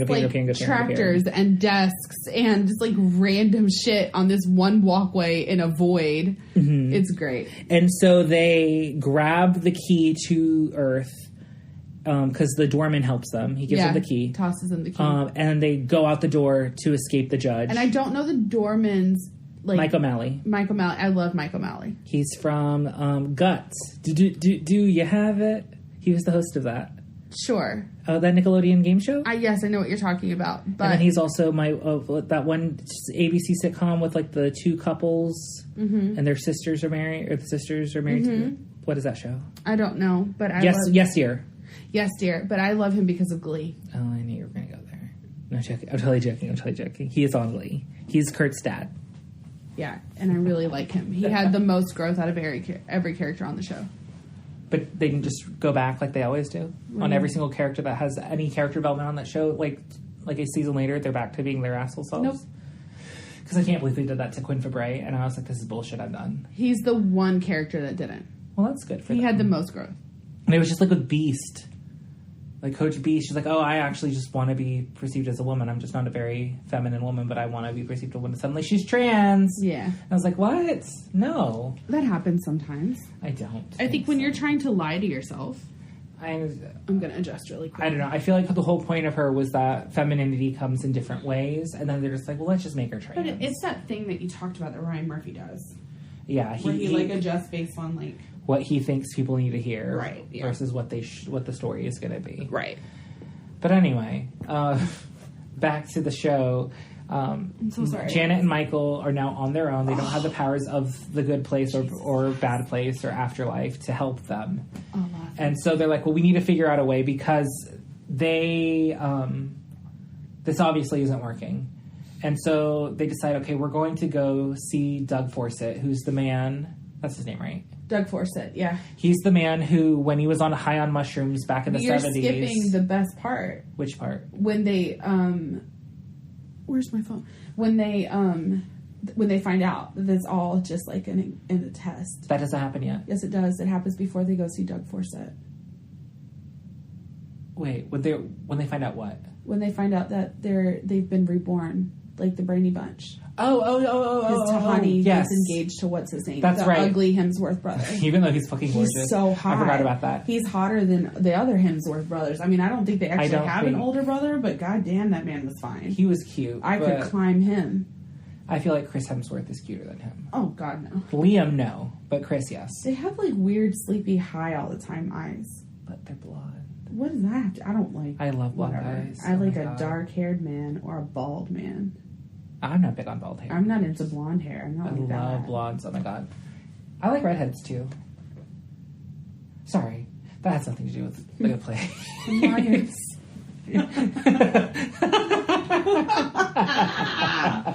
Jesus. Okay. So anyway, I'm sorry, I did skip that aspect. I love that scene where they figure out. You're skipping Jeremy Bearimy too. Am I? Yeah. They find out that they're basically an experiment. Then they have to explain the afterlife. Then they have to explain Jeremy Bearimy. And then they go back to try. Then they decide if we can't help ourselves, we're basically screwed at this point because we know about moral deserts.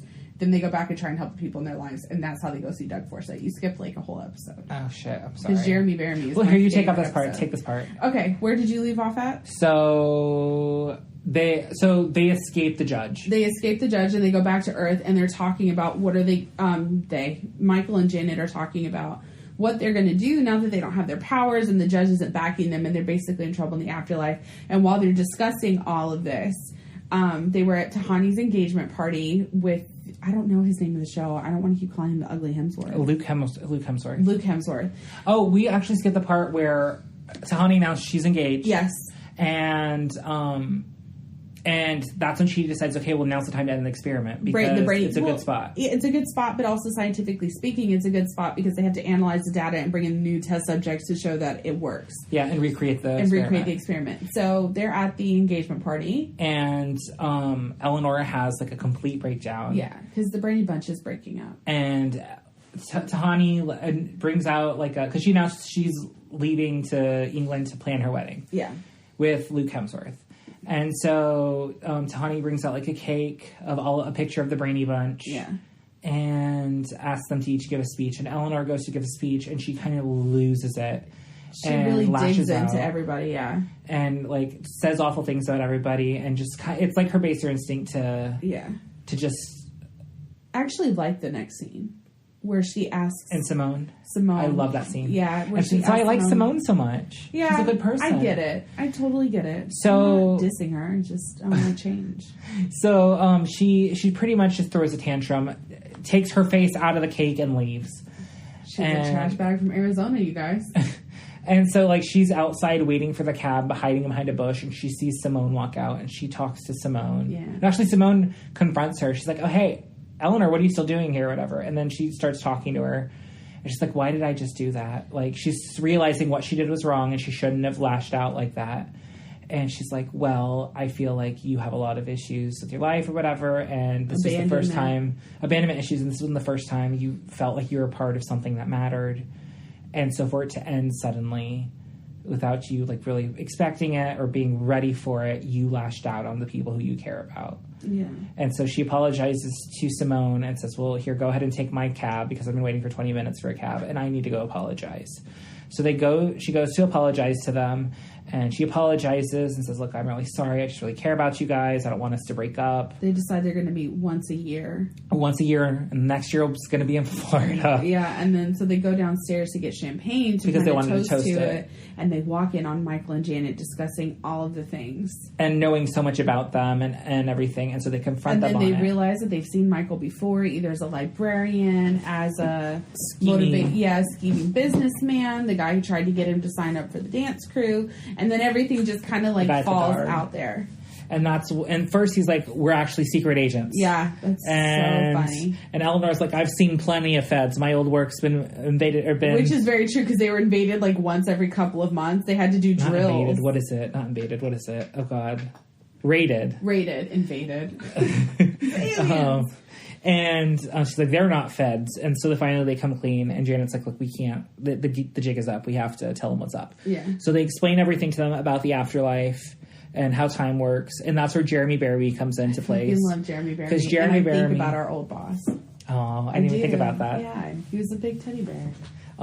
So Jeremy Bearimy is essentially how time flows. Instead of being one straight line like we picture or it. Or even the circular line that we've been told, it's actually looping that continuously falls back, goes forward. And when he draws it out, it looks like the words Jeremy Bearimy.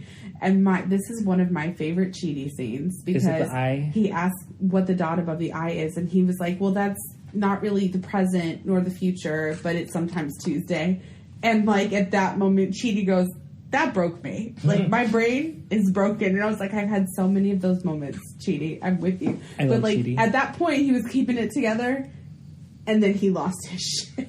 It was great. His breakdown is one of my favorite television breakdowns of all time. He's good. He's so good. He's so good. He's so fine. And so from here, they say, is this where they go to the accountants next? Or do they go to Forsyth next? This is where they... I think they go to Doug Forsyth. Everybody kind of like has their breakdowns, like what's the point now? Yeah. And so Jason and Tahani go off to just like donate money.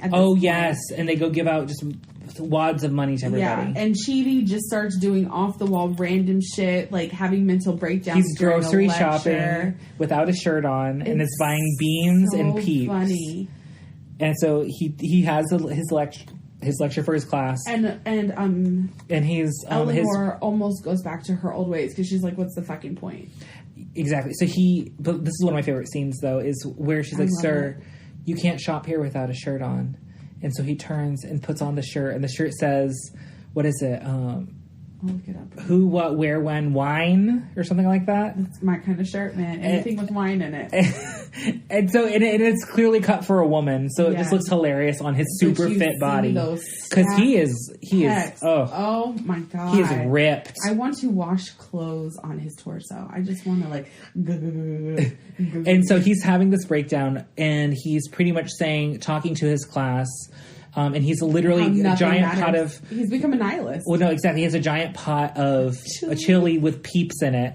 And he's just talking to himself. Already disgusting. I hate peeps. Oh my God, hate peeps. So gross. And he has all the different colored peeps, too. Oh, some of the bunnies, some of the chicks. They make me nauseous, and I love marshmallows. And so he's having a breakdown, and, like, the students are like, "Are you okay?" No. And he's like, "No, there's no point in life, blah, blah, blah." And they're like, "Is this going to be on the test?" And he's like, "You know what? Fuck this. Y'all just need to know nihilism is the way it is. That's all that matters." Yeah. And he gets fired. And Eleanor comes in and talks him down. Yeah, talks him down, and they have a conversation. And then before she talks to him, though, this is when she finds the wallet, because she's originally going to leave. Yeah. She finds a wallet at a bar, and it has somebody's name in it. Which is a reference back to what she did before she got into the good, bad place. Yes. Yeah. Is she kept the money. She kept the money. So she finds the money, or she finds the wallet with money in it, and she looks on the ID, finds the person thing, takes the cab to his house. There. He doesn't live there anymore, and so she's like, "Actually, I know where he lives. I can give you his address, but also here's his mail. Yeah. Do you mind taking it?" She's like, "Oh, fine. Do you have anything else I could take?" She's like, "Actually, yeah." So she just gives her like a bunch of like plants and lamps and shit to carry. So she gets to him with all this shit. And he's like, "Oh my God, thank you. Like, I was so worried about this. This has the most important thing in the world in it." And he goes and he opens his wallet, and she's like, "Dude, I didn't take your money." It's like, no, it's not that. It's my daughter's picture. And so, like, his daughter, on his first day of his job, drew him a picture because he was nervous. And anytime he feels like he's overwhelmed or anything, he looks at the picture and it helps him. And this is why I love The Good Place, because this shit actually happens. Like, these are random things that, of course, annoy you. You feel like you have to do the right thing. They bother you so much. And then, like, there's this beautiful random moment. Uh-huh. And I just, oh, my God. I love The Good Place so much. And so I think that clicks with her, like, okay, well, actually doing this act of kindness really helped somebody. Absolutely. And it meant something. And it meant important. Something. And so then she goes to Chidi and is like, "Well, we need to talk." And so that's how she calms him down. And so while all this is happening, Janet and Michael go to see Doug Forsyth, who is the man who correctly guessed. No. Like, yes. No. Because they go to the accountants afterwards. That's when they realize Right. And so then they decide that if they can't save their lives, they're going to save the people around them. They go back to Donna. But we haven't... But Doug Forsythe happened before this. No, Doug Forsythe happened, remember, in the parking garage? They were like, okay, well, I guess we're going to go here next. I'll pull it up if you want me to prove it to you. I don't need proof. I'm just trying... I don't know where this goes next, then. Well, you take over. Okay. So they basically decide that they're going to go back. This is where we meet Pillboy, Jason's dad. No, Jason's dad is not Pillboy. Jason's dad is Donkey Doug. Sorry, you're right. Pillboy is his best friend, Donkey Doug. And basically, they try to spend their energy, since they know that no matter what they do, they can no longer... Yeah, they can't get in the afterlife because you know it exists. The point is you can't know it exists. And that's how the points are derived. They basically go back, and this is where they meet Donna Shellstrop. This is where they meet Donkey Doug. And then Tahani's sister. And who for Chidi? Did they do anything for Chidi? I don't think they did anything for Chidi. I think they were going to do it for Chidi, and then that's when they switched over to Doug Forsythe. Okay. Because they were like, wait a minute, let's go check in with him. Because that'll prove that the point system works. So, but like, this is a really good episode because you meet Donna Shellstrop, and I felt so hard on this one because basically she found out that her mom changed and became basic and was actually being there for her daughter and running for PTA secretary. Yes. And Eleanor has all these weird mixed feelings about it. She doesn't trust her mom still. She gets jealous because she doesn't understand why she couldn't have a mom like that. Like, I felt so hard in this part. It was a hard episode for her. Yeah. I really didn't like going back to meet Jason's dad. Yeah. I didn't like it. They were all so terrible. You felt really bad for Jason because, like, he really had no hope at all. Yeah, he really did. Like, his dad is just, like, this terrible con man who's on his dance crew. And ironically, Jason is the adult in the relationship. Like, it's really sad and weird. I love Tahani and her sister. Yes, like that whole scene is one of my favorites. Yeah, because they actually connect. Well, yes, because like she's at her art exhibit to come talk to her, and she's sorry, Jason's dad. They give up on Jason's dad and just focus on Pillboy. Yes. Yeah, they're just like, fuck it, he can't be redeemable. Let's lie to Pillboy and tell him that he's part of a NASA secret agent. Yeah, and so his whole mission now is to just care for the elderly people and do nothing else. So he basically dedicates himself to the nursing home, which. Yes. I love that. Slytherin all the way. Love it. And then, and so Tahani, they go to Tahani's sister's exhibit, and it's Tahani and Chidi who are there. Yes. And they're looking at the art. Actually, all of them are there. No. Yes, because Jason says it looks like boobs. That's right. And so, like, they're looking at the art. Michael and Eleanor are at Donna Shellstrop's house. Yes, but it's Janet, Jason, yes, Tahani, and Chidi. Yes. And so they're at her exhibit looking at the stuff, and she goes up to talk to her sister because her sister's like making omelets as part of her thing, which is really weird. And they're in line. I'm not into modern art like that. So she's trying to have this moment with her sister, and it's just like, actually, no, I'm done. The exhibit's been canceled because of Tahani. Blames it on Tahani. And people get pissed and then leave. And Tahani gets mad, and she grabs an axe and hits the table that she was making the omelets on with the axe. And people are like, oh my god, it's art, it's beautiful. And then because she does that, her and Chidi get arrested. And her and Chidi are talking, and she looks up at the art, and she realizes that all of her art is about their parents putting them against each other. And so she stands up and goes and hugs her, like puts her handcuffs arms around her sister, and she's like, what are you doing? Stop. Yeah. And then she's like, no, I'm sorry. Our parents were such wankers. Yeah, we're just so... I love that word. Were just awful to us, and they put us against each other, and it shouldn't be the case with us. And they have a moment of peace, and her sister hugs her back and realizes she's right. It is one of my favorite scenes of the season. Yeah. It's just a really good scene. And like without the humor and the off the wall stuff, this show would be so dark, guys. Like people, like that's the number one thing I hear. It's so weird, it's so different. I'm like, but if you didn't have the humor, or like the flying shrimp, or Ariana Grande, like, this shit would be so dark. We're literally talking about the afterlife and being tortured and psychologically tortured as an experiment for demons. Like, this shit is heavy. There has to be that juxtaposition for it to work. Exactly. It's such a beautifully done show.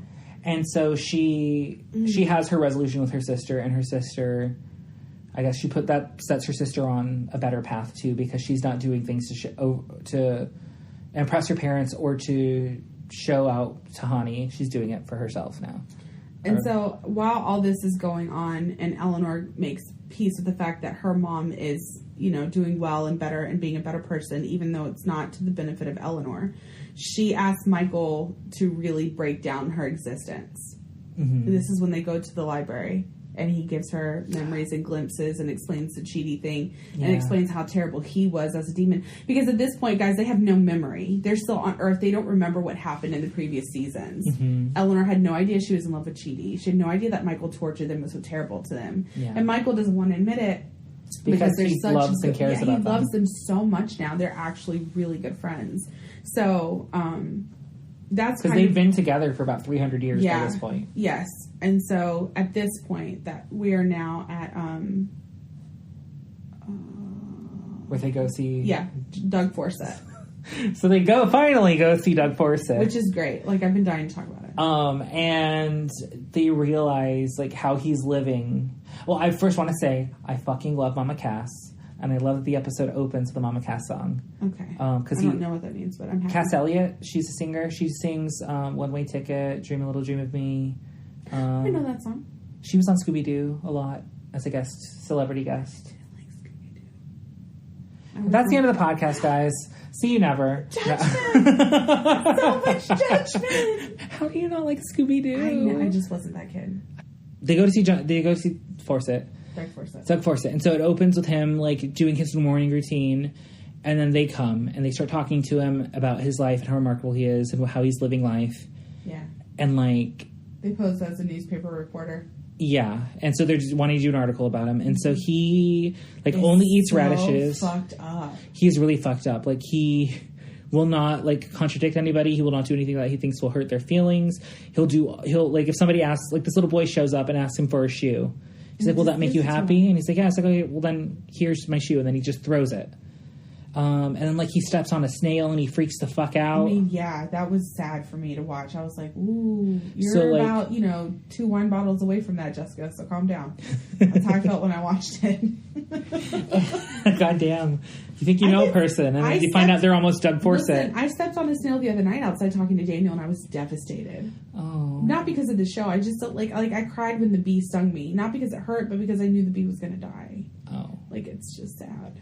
I wouldn't have felt that for a bee if it stung me, because I'm allergic. Bees are so important. I'm super allergic. I don't care. Bees are so important. And it would have killed me, potentially.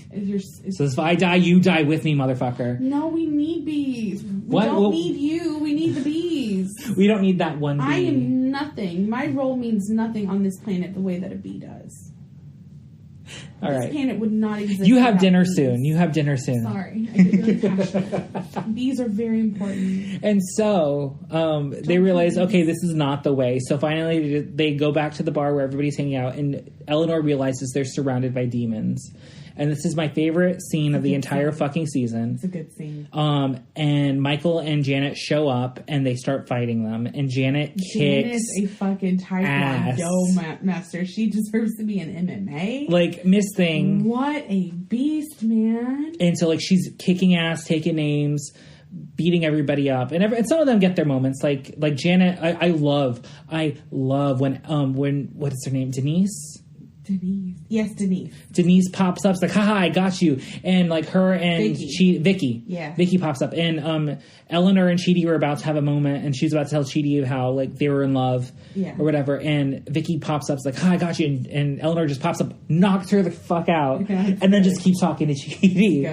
Good. Like, just the whole scene is so good. Like, it's a good fight. Darcy Carden is amazing. I'm obsessed with Darcy Carden. She's so good. I love her long nose. I love her body. Like, she's so good. And she was a nanny. This was her breakout role. Mm-hmm. Yeah, I love her. She's so cool. And so they kick all their asses, and then is it the judge confronts them? Why do they have to go into her void? Or there's just too many of them? Yeah, I think so. I think there was too many of them. And they needed to go into her void to avoid everything. And she's like, well, going into my void will probably kill you. Say goodbye. And then she's like, wait, what? And then, boom. They're dead again. They're dead again. And they're in her void. And this is one of the best episodes of the season. No, this is one of the best episodes of the whole show. because they're in her void, but when they're in her void, they all look like Janet's. So Darcy Carden is playing each character, and herself Eleanor, is just... Chidi, Janet, Jason, dresses herself... And Tahani, but as each character. As Janet. Like, she's so good. She's so good, and the fact that she didn't get an Emmy for this is amazing to me. Not even nominated. Like, she was amazing. Bullshit. This was a great... I loved this episode. And so while all this is happening, her and Michael go to the accountant's office, yes. which is the people who account all the points to determine who goes into the good place. Yes. And, like, they're really, like, neutral and indifferent to what they're doing. And it comes out that nobody has gotten into the good place in 560 years. And they figure out, what the fuck is going on? And because the kicker was, is Doug Forsythe going to get in? And he was not. And he was not going to get in. Because at first they looked at the points like, oh yeah, he's doing great. And it's like, oh, wait a minute, he's 56? No. Yeah. He's not getting in. Yeah. Because you have to get like 2 million points. Yeah. And then you have like 516,000. Yeah, and I think that's when Michael realized that if Doug Forsythe couldn't get in. And all the ridiculous way he was living. He follows all the rules. He doesn't break any of the rules. Every decision he makes is just to be a good person. Mm-hmm. And he's miserable and he's not getting in. And so they go and look at the actual points. And it turns out, because life is so complicated now, that... One of the examples they give is buying an orange. Buying an orange or buying flowers. I can't remember which one. They give both. They give both? So, like, buying an orange now... It's not as simple as just buying an orange and supporting a local business. It's like, is it economically sourced? Is it... Is it not economically sourced? Is it ethically sourced? Ethically sourced. Did slave labor contribute to the making of the fertilizer? Does the business have good business practices? And if you're the kind of person that doesn't look into any of that, then you're buying an orange that's not ethically sourced from a shitty ass business. Mm-hmm. And now you get negative points for that. And it should just be, I bought an orange. But the world is complicated now. Mm-hmm. And so they figure this out. And the humans end up becoming themselves again instead of being Janet's. Yeah. And they send a message to the judge and saying, hey, look, things are fucked up. We're going to meet in the IHOP. And we're going to... Yes, IHOP. Which is not international... It's the interdimensional house of pancakes. Where you can get eaten by pancakes. I love it. Because the reason they want to meet there is because the judge's powers are limited. So they would have a fair chance of not being immediately... retired and marbleized. Yes. And she would listen to what they were saying. So they meet up, listen to it, explain what's going on, and she's like, oh, you're being ridiculous. And they said, fine, you go to Earth. And so she goes to Earth, and she comes back literally like 3 seconds later. Great scene. And she's like, oh, shit. Like, it's and she way was worse than I down there thought. like 30, 40 years or something like that. Yeah. She's like, they really don't like women, and they don't like black women. And apparently I'm black. Yeah, she's like, I'm black down there. And Chick-fil-A's, you can't buy from them, and it's so good. I just love that. They have a sandwich down there. Yeah. That if you eat it means you hate gay people. Yeah. It's just, it's one of the most, like, culturally relevant discussions of what it's like to be on Earth. Mm-hmm. No, they've made a lot of comments. Like, there was one thing about them being refugees. And Jason says, what kind of country refuses refugees? Which is a total shot at America. Way to go, Jason. And I was just like, damn, even the idiot gets it. Yeah. Yeah. But it's common. It's just basic instinct to want to help people. Exactly. And so she's like, okay, well, yeah, there is something wrong. We just need to... Her first instinct is just to completely start over from scratch. Which is I relate to, because I'm like that. Like, if I don't like the way a paper is going, I will delete the whole thing and start over. Oh, no, ma'am. I put too much time into it. And Daniel and my sister-in-law and everybody says that. And I'm like, me and Kaden are like, no, we're starting from scratch. Oh, no. Yeah. I don't know. Yeah. And so... so she's like, okay, well, what do you suggest? It's like, well, we proved that 4 people in our neighborhood was able to become better people and eventually get enough points to move on to the good place. Yeah. And so she's like, fine, we'll do another experiment. And she gets the bad place involved because they're just as involved. It's just as important to them as well. Right. And if they can disprove it, then that means they lose a lot of people in the bad place. And they love to penis flatten down there.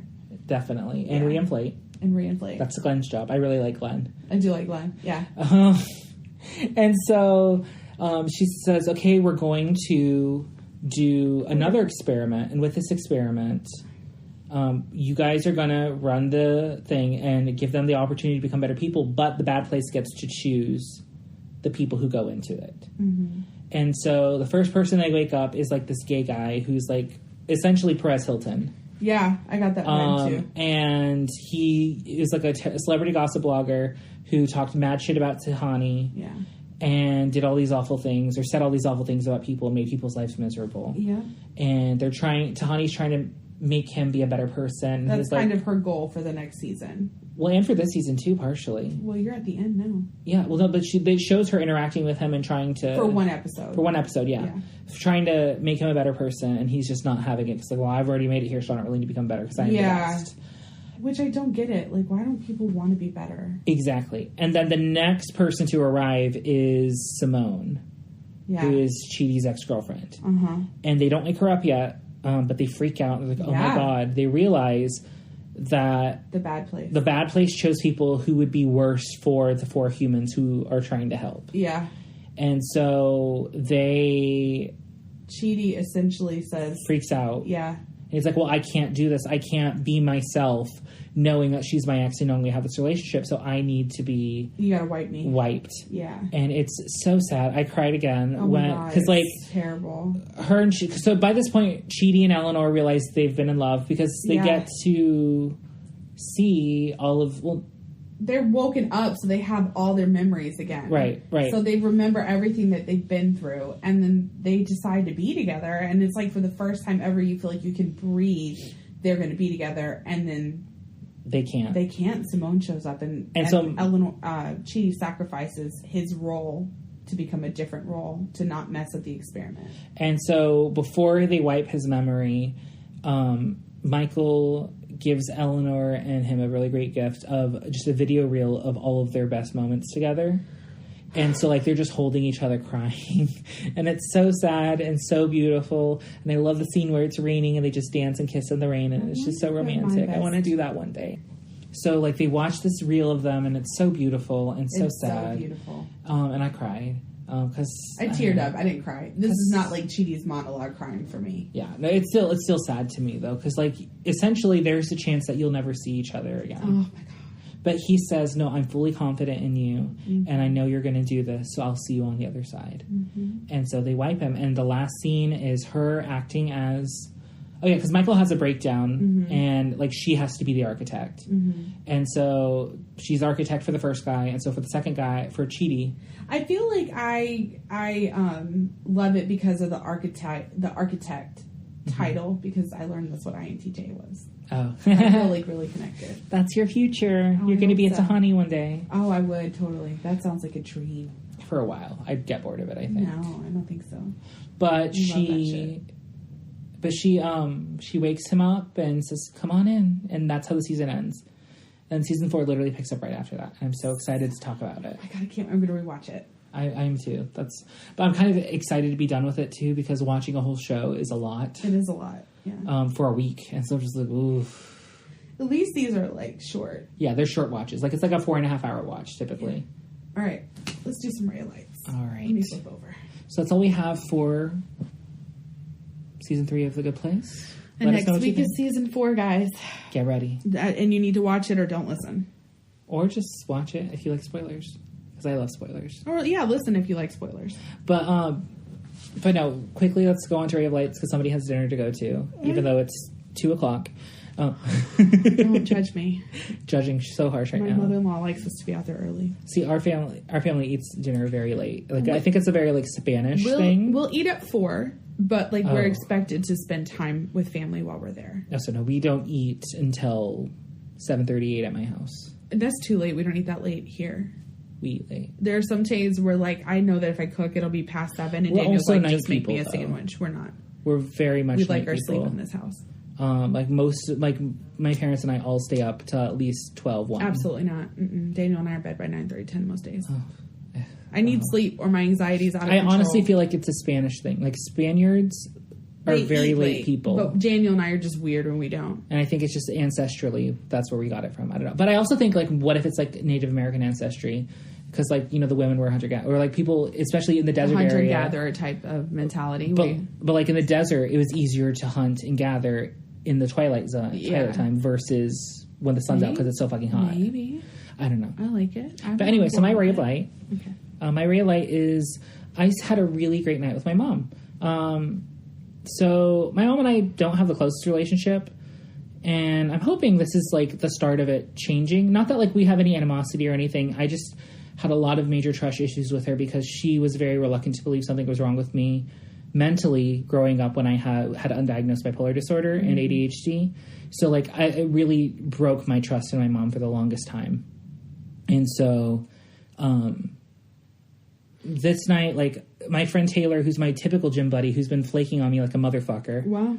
Calling her out. We went in there, didn't we? No, it was last week she only went with me 1 of 5 days, and then she's not going to be with me two of this week, 3 of this week. So I'm shaming you. I'm shaming you, Taylor, Danielle, Elizabeth, Johnson, Jackson, Olson, Hatcher, Dupree the third. Oh, I'm shading you. My God.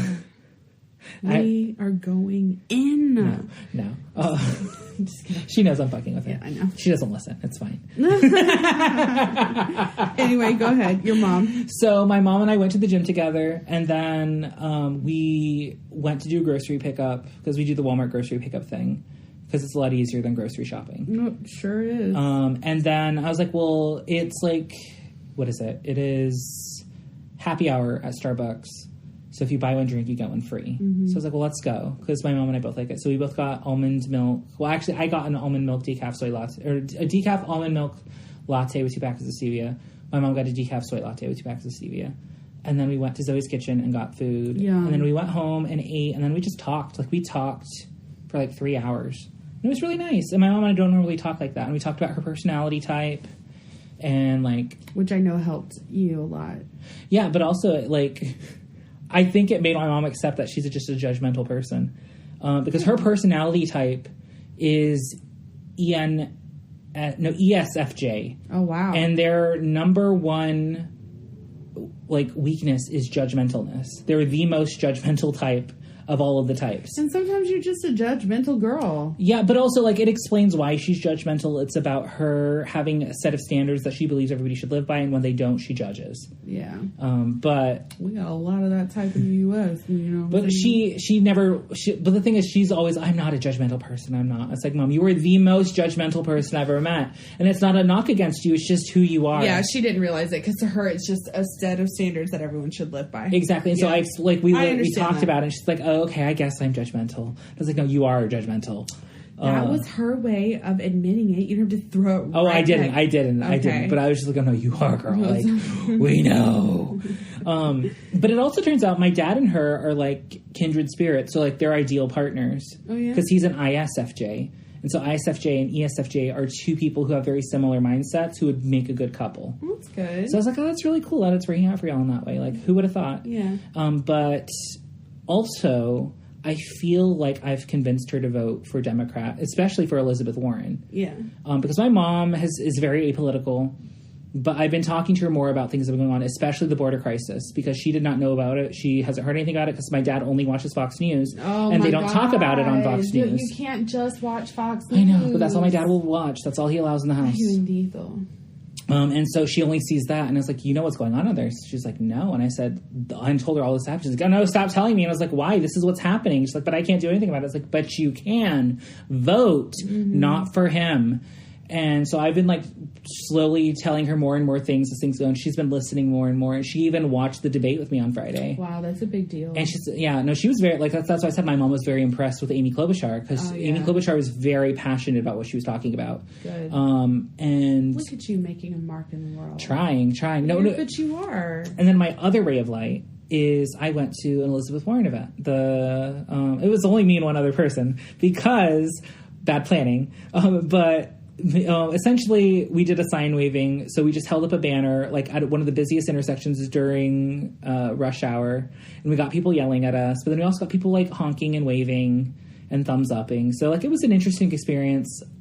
I tried not to be stressed out about it because normally that would freak me the fuck out. Yeah. But I just tried not to think about it. And 2020 is coming in hard for Mario. I guess. You're doing great, man. I'm trying. I'm very impressed with you. But it was a little bit stressful. But it was kind of nice because the guy who was there was the one person at the thing, or one of the people at the thing that I felt comfortable talking with, because he was the first person I met. Yeah. It was like It was that guy. Yeah. And so, like, we just had a really good political conversation the whole time. You like, know, we were talking about the Iowa caucus and how, like, insane it was that Biden did so bad. Yeah, because I don't think anybody was expecting him to do that bad. No, like, we thought he was going to be in Boutigue's place and Buttigieg was going to be in his place. Yeah. But it flipped. Yeah. So, I don't know, it was just a really good time. And then I'm excited. I'm going to another event where, like, we sent out, like, Valentine postcards on Thursday. Mm-hmm. So I'm going to go to that. Because he was even talking about how intimidating canvassing is. And that's one thing I'm really afraid of doing. I'm not, but I've done it before. And I've never done it. And so I was like, I don't think I feel comfortable canvassing without my friend Jessica. I'll canvas with you. Hopefully she'll find time. I will find time, but I just have to do it around my schedule. Yeah. There was one today, All actually. of these guys are, like, really young and have, like, more time on their hands than... A lot of them are in college. Yeah, it's so or funny. working for the Democratic Party here, so that is their job. Yeah. And I was explaining that to him, honestly. Like, we were talking about it, and he's like, well, maybe we should do this on a Saturday, too. Excuse me. I said, yeah, because there's just as many people out. If not more, because you've got more flow of traffic instead of people just being at work. And people who aren't drained from a long day of work either. So they're paying attention to what's around them. Exactly. So I think it'd be a good idea. So we might do another sign waving on a Saturday. I'm down. Where more people can come. I'm so down. Anything on a Saturday. Like, I will do. And it was kind of funny, though, because, like, right after I left the sign waving, I had to go to the store. And I got a phone call from somebody else from Elizabeth Warren's campaign. She's like, oh, hey, there's a canvas on Sunday. You should go. Are you interested in going? And I was like, actually, I can't. I have plans. Sundays are hard. Yeah. Because of this. And then also I have a lot of other things to do on Sundays. And I said, but I am planning on going to this thing on Thursday. Yeah. And he's like, okay, cool. I'll put you down for that. And I said, awesome. And like, it was done. I didn't think anything of it. And then I got a text message asking, how was your thing at the sign event? And I was like, it was good. And then my mom and I were eating dinner that night. And she gets a phone call asking for me, and it was somebody else on the Elizabeth Warren campaign asking if I could go to that canvas on Sunday. And I was like, actually, no, I just talked to somebody named Michael about this, and I can't because I have I have plans, but I am going to this thing on Thursday, but also this is not my phone number, so please remove it. It's like, oh, okay. But it was just a lot all at once, and I was like, whoa, guys, I'm doing it. I just did it. Calm down. Yeah. Your real lights. No, but I was going to say that, like, I think things will always feel stressful and weird to you just because we are those kind of people. Mm-hmm. But, like, it's important to go regardless of how we feel. And that's how I was doing it with, at least with this, I'm not interacting with anybody directly. And that's what I was trying to tell myself. Like, I'm only going to be talking with the people who are there. And they're like-minded, so it's not like I'm going to be, like, dealing all with anything those strange. Things. Yeah. And, but with a canvas, I really think, I don't think I could do that without somebody at least walking me through it a couple of times and then being able to do it. Well, it could just be one of those things where you walk with me and I do all the talking. And he also said they're lucky if they get 8 people to open the door. Like, they'll canvas 40 houses and that's get, like, why 8 I think people. I'm not that intimidated by it, because a lot of times you come into the fact where there's no soliciting. You can't go there. Or it's a Republican voter, can't go there. Mm-hmm. Or there's an animal, can't go there. Or they're not home. You just leave the information. Yeah. And most of the time when you're canvassing, if you're talking about the political partner, you're running into someone who either is on the Democratic side, mm-hmm. B, is just out walking, so it's less of a stressful situation. You're not coming up on canvassing sounds intimidating, but it's not like what they show on TV. Not every person opens the door. Not everybody wants to have a conversation with you. It's not that bad. It's basically a way to get in your steps. Mm-hmm. Real talk. Okay, my ray lights. My number one ray light. Can you guess it? Oh shit! I forgot to relate. Well, what is that? Tell me. I had my first performance review. Yes, and it went very well, and I'm so really happy excited for him.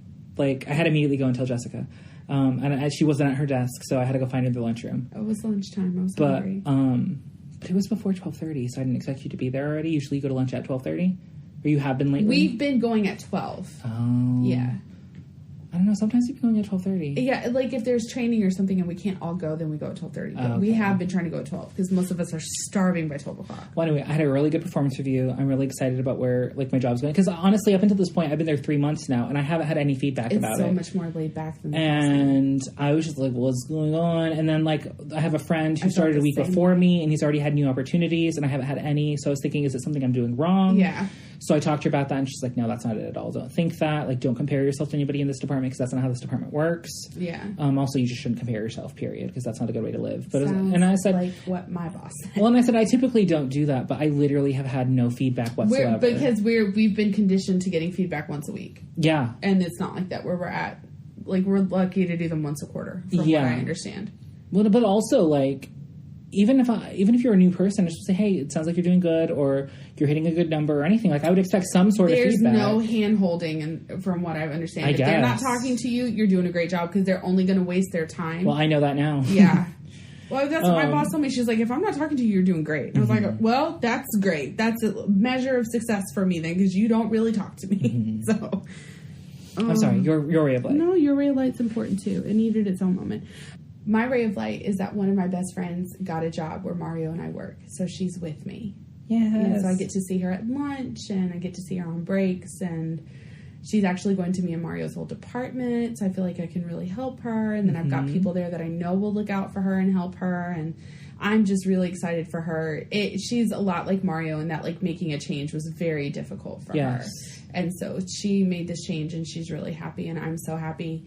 And also, I've become closer with some of the girls from my training class. We actually had breakfast, and Jamie came along with us, and it was really nice. I ran errands, and Jamie was there for half the day, and then I had very simple ray of lights this week, but they were good. They're all about like interactions and friendships, which is important. And you got to spend time with your daughter too. I did. Madeline came with me to hang out with my friends, and it was like the first time she really got to be around like my friends and like hang out, go to a grown-up breakfast, and she was super into it, soups into it. She felt very, very important. Aww, and I'd be like, baby, don't forget, we have to go to the dollar store. And she'd be like, okay, Mom, we get in the car. She's like, Mom, don't forget, we have to go. And it was really cute. It was great. I miss my kids. They'll be back soon. I have to go get them in a few hours. That's my ray of lights. Friendships and relationships. Magic and rainbows and butterflies. Sunshines and butterflies and Leslie Knope type of positivity. Totally. I wish I had her positivity. I know, God. Could you imagine? Life would be so different. I wish I was like my husband. Just wake up without a care in the world. Nothing sad, nothing bad, nothing happy, no over-the-top emotion. I wish.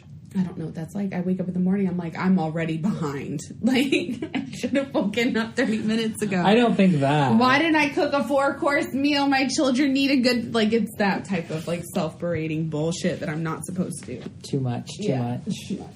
But that's everything we had this week. Thank you guys so much for joining. Like, rate, review us on iTunes, Spotify, Mixer. Leave comments. Write in at imverypassionatepodcast@gmail.com or on our Facebook group, which is I Am Very Passionate Podcast. We have an Instagram, which is Passionate Pod, as well as a Twitter, which I don't know what the handle is. We don't really have Twitter, guys. We have a Twitter, but we don't. But somebody has been slacking on social social media. I'm doing it today. I already told myself. She's been doing it today for the last week and a half. I'm doing it today. Shut up. She was supposed to do it during the Super Bowl. I couldn't. It was J-Lo. And I was cooking so my mother-in-law could take a break. It was J-Lo. But we'll see you guys next week. Shake your tits. Oh, we didn't talk about J-Lo. Oh my God. We did it. The Super Bowl was amazing. J-Lo and Shakira killed it. The halftime show was amazing because we did not watch the Super Bowl. I watched part of the Super Bowl. I was rooting for the hot guy, and he lost. No fucks given. Did you see San Francisco's quarterback? No. He's a babe. Didn't. You know who's a babe? J-Lo and Shakira, and that's what I watched. They were gorge. And the performance was really good. They had a political statement about children in cages. And they got a shit ton of backlash about being half naked up on the stage and grinding up on people. And I was like, are you kidding me? But, like, Katy Perry was half naked and nobody said anything. Lady Gaga was half naked. Adam Levine is half naked. Cheerleaders are half naked during every halftime performance. Everybody's half naked and no one wanted to give shit. But it's because there's Latino women. You gave 2 fucks because you're 35 years old and you don't look as hot as them and you will never look as hot as them. Your ass is sagging. You don't have enough energy to run, much less dance on a pole and sing. So stop waiting for tonight and be positive. Jesus fucking Christ. I can't believe we forgot to talk about that. That was a great performance. I've watched it like 4 times. I watched it twice. I love it so much. But my favorite's still Katy Perry. J-Lo. Like, I don't even like Katy Perry like that, but just the pageantry of her performance is everything to me. J-Lo. I stand J-Lo. Mine's probably Katy Perry, Madonna. I really loved the Beyonce one. The Beyonce one, yes. Oh, that was good. And then probably J-Lo and Shakira. You can't touch J-Lo. But a lot of people can. Actually, J-Lo can't touch a lot of people. But not in my brain. You said not in my room? Not in my brain. No, like the next day she wore her Puerto Rican flag shirt and everything. I sure did. Was feeling I had J-Lo hair. I had J-Lo lipstick and I had my Puerto Rican shirt on. You couldn't tell me shit. I was ready to dance on a pole at work. Waiting for tonight. Did she sing that? I think so. A clip. Maybe like a very small amount. Yeah. I was surprised at how much some songs got and others didn't. I didn't expect Jenny from the Block to be that big of a part of this performance. Yeah. Like, I guess that was her first big hit. No. But then she also did that song where it wasn't her singing. It was what's her name singing? Jenny from the Block is like her brand. Mm-hmm. So, but I loved that she added a new verse about her being a successful movie actress. Yeah. And I was like, word, because that is a big part of Jenny now. Yeah. But no, she sang that one song where it's not her vocals, it's somebody else's vocals. And I was like, why are you doing that one? It was like Ashanti's vocals. There's a couple of songs of Jennifer Lopez that are not Jennifer Lopez singing, it is Ashanti singing, but they put Jennifer Lopez in the music video. And one of the songs she performed was that song. And I was just like, oh, why is this song in here? Because that's not her voice. Yeah, but she ended up performing it on her tours and it was her voice. Yeah. So. But I'm still surprised because that was such a controversial thing for her. JLo was amazing. Follow us, love us. Talk to y'all later. Bye. Bye.